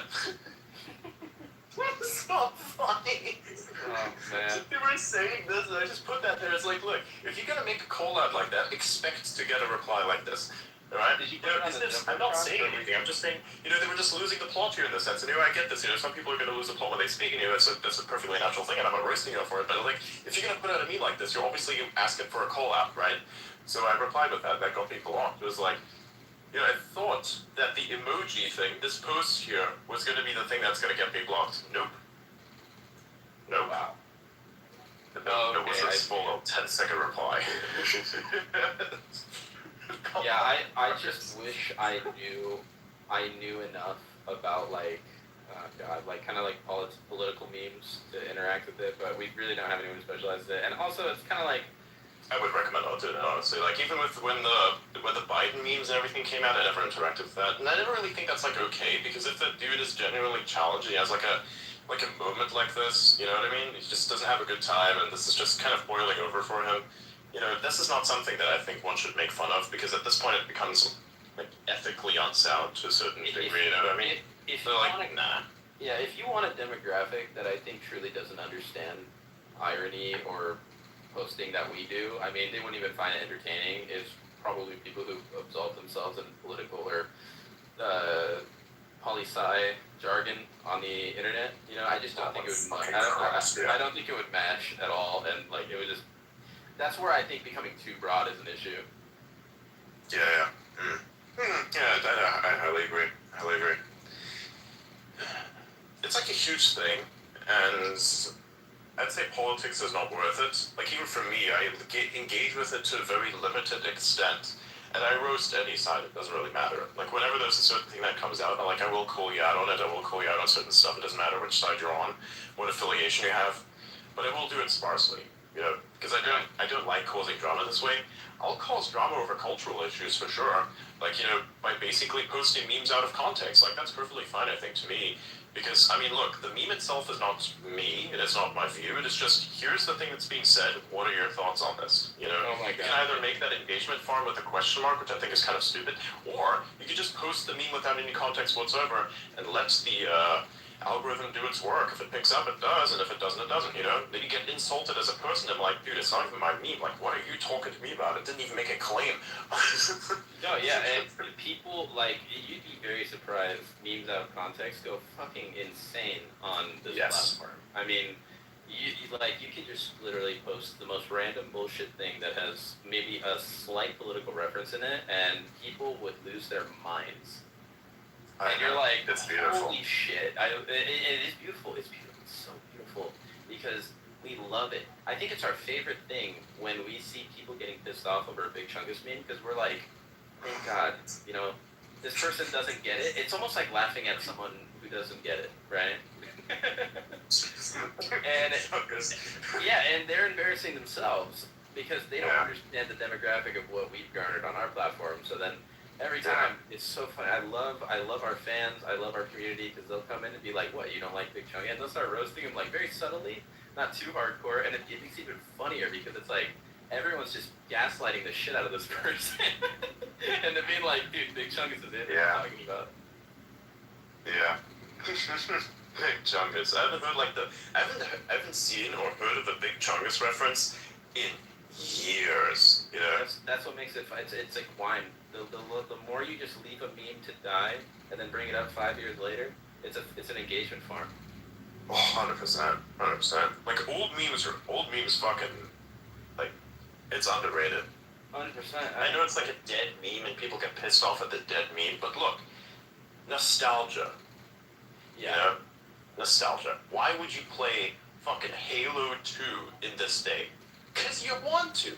You know, why not? You know, you play like an old fucking game, you know, it's the same shit as an old meme. It doesn't mean that it's not relevant anymore. I'd even say that some memes aged like fine wine. You can literally have, like, if you can have 200-year-old wine from the Victorian era, and it's like people drink this shit, they say, oh, it's delectable, it's so beautiful, it's fucking amazing. You know, if you have something like that, the same applies to memes. You know, it's just what I'm saying.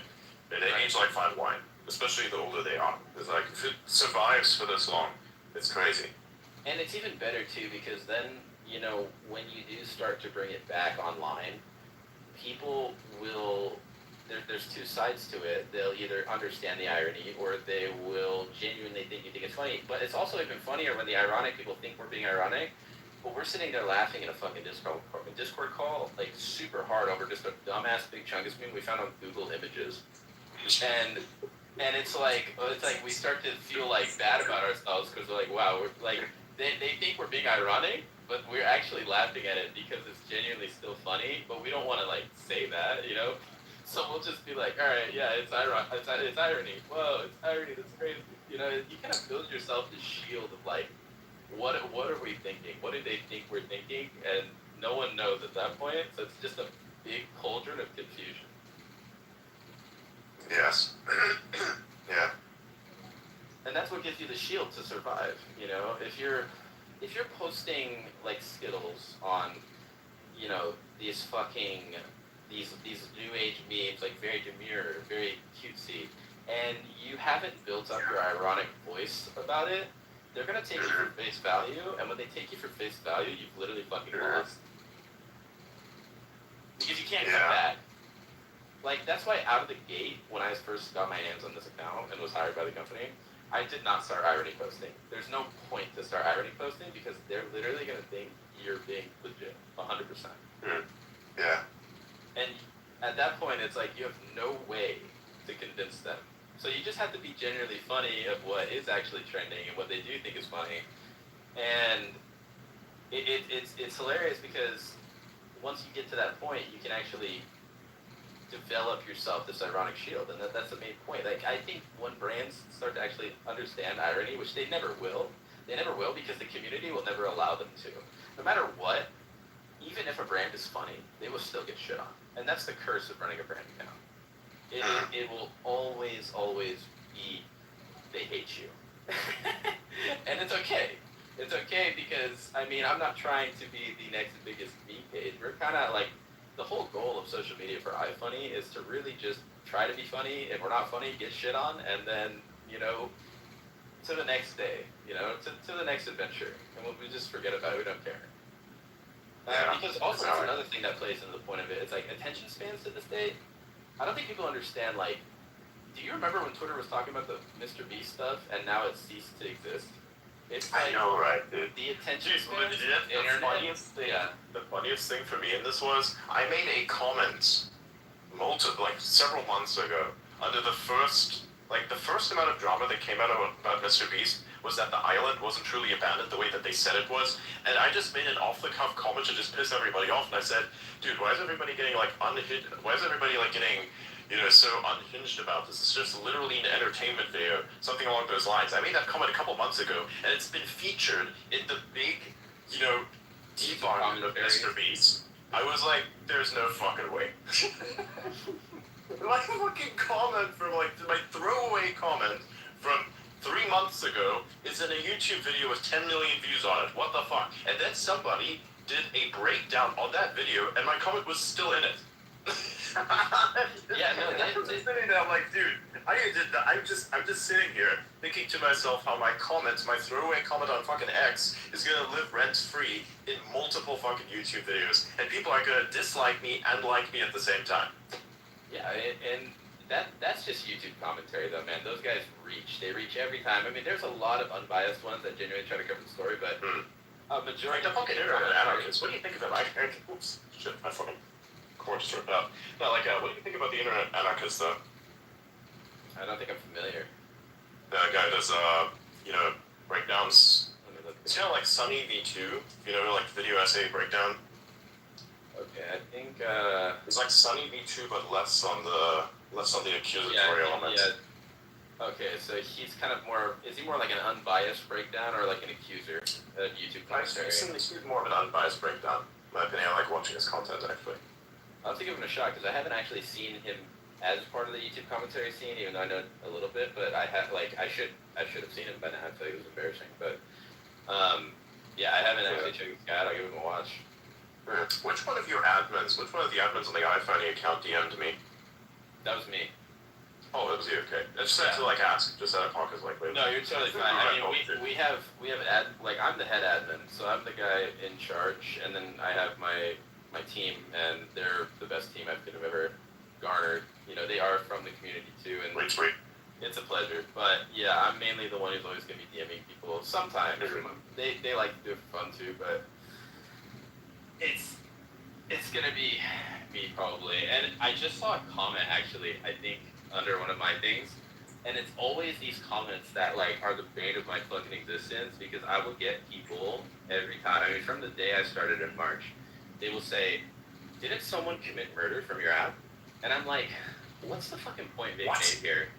Every time, because I guess there was a controversy back in the day about someone being on the platform who was like a fascist basically, and they actually did, and they were an iFunny user, but they did go out and like commit a crime and were convicted, and that's like the story behind it, right?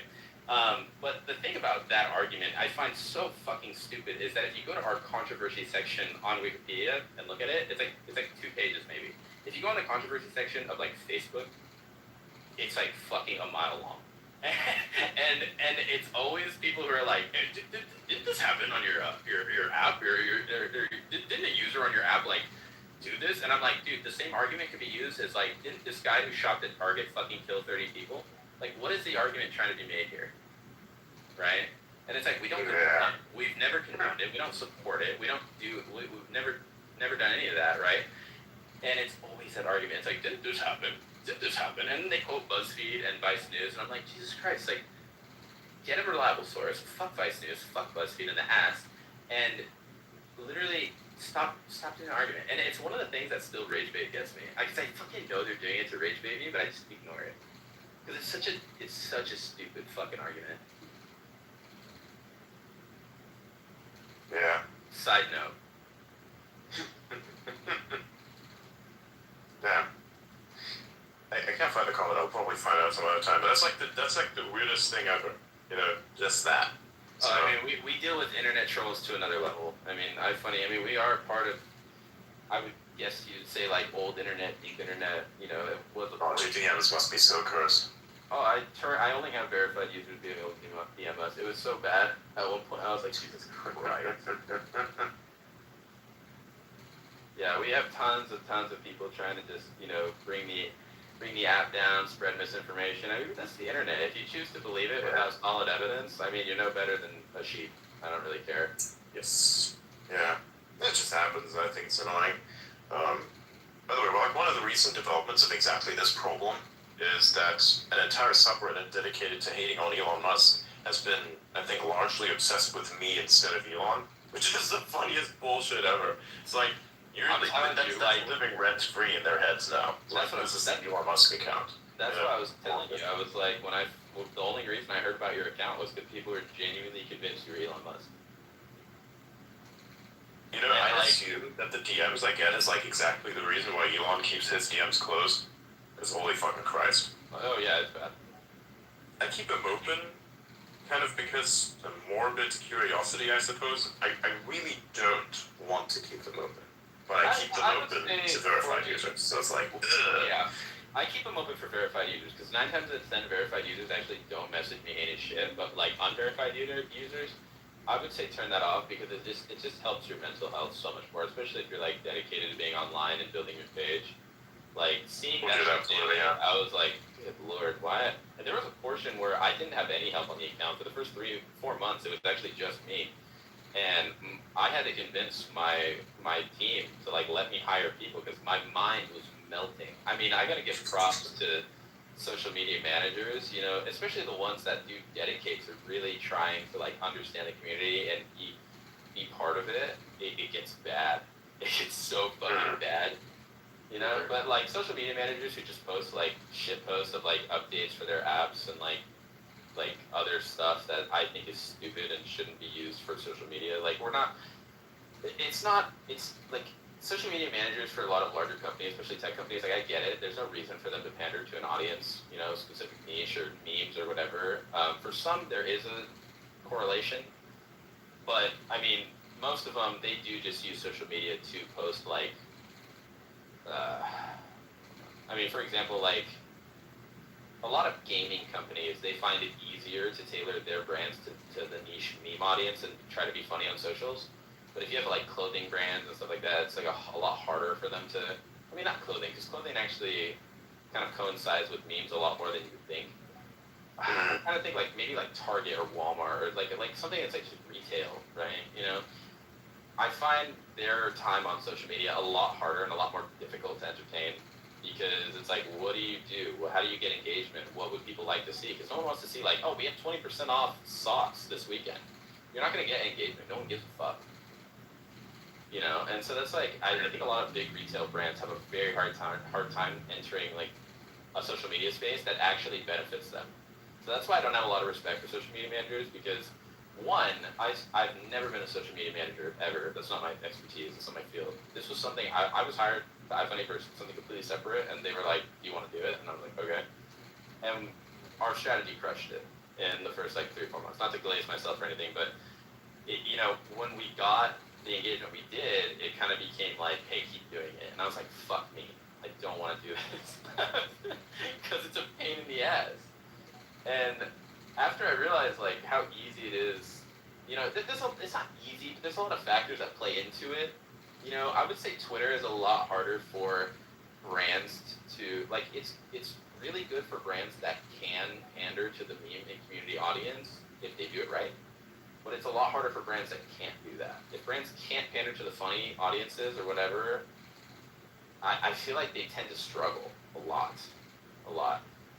Like random brands, like household products, right? What are they going to use X for? How are they going to build that relationship with consumers? How are they going to get on the algorithm, right? And meet the distribution curve, like you're saying, without being funny or without some sort of stirring the pot, without some sort of being loud, right? And I think, I don't know, a lot of them survive better on like TikTok because it's just more like mom and pop fucking Disney Channel type shit. Yeah. If that makes any sense. Yeah, it does. It does. Yeah. By the way, if you ever want to like have a, if you ever want to like have a conversation on Discord, just like add me. I'll like send you an ID. But Yeah, I'll message you. I'll add you on the Discord. I'll message you. I actually do have to go right now. It's getting late, but I appreciate you for having me on. We're man. talking about memes. Thank you so much. Yes, Guys, yes, my pleasure, man. Yeah. Yeah, loved it. All right, take it easy, guys. Thank you, brother.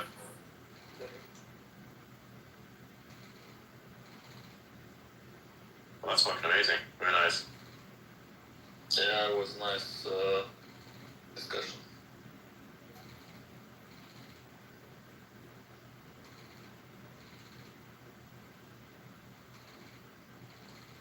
What do we say? We wrap up the space tonight, and I'm gonna do some gaming, about some stuff. Maybe I'll do a live stream if I feel like I want to do it. But yeah, I guess like, what do we think? We're rocking it here. Yeah, we could rub. Cool. Well, I mean, same time, same place tomorrow. It's gonna be great. Yeah. See you all around. Good night. Have a beautiful night. Good night. When I post a meme at like 6 in the morning, that's gonna be great. You know what that meme is?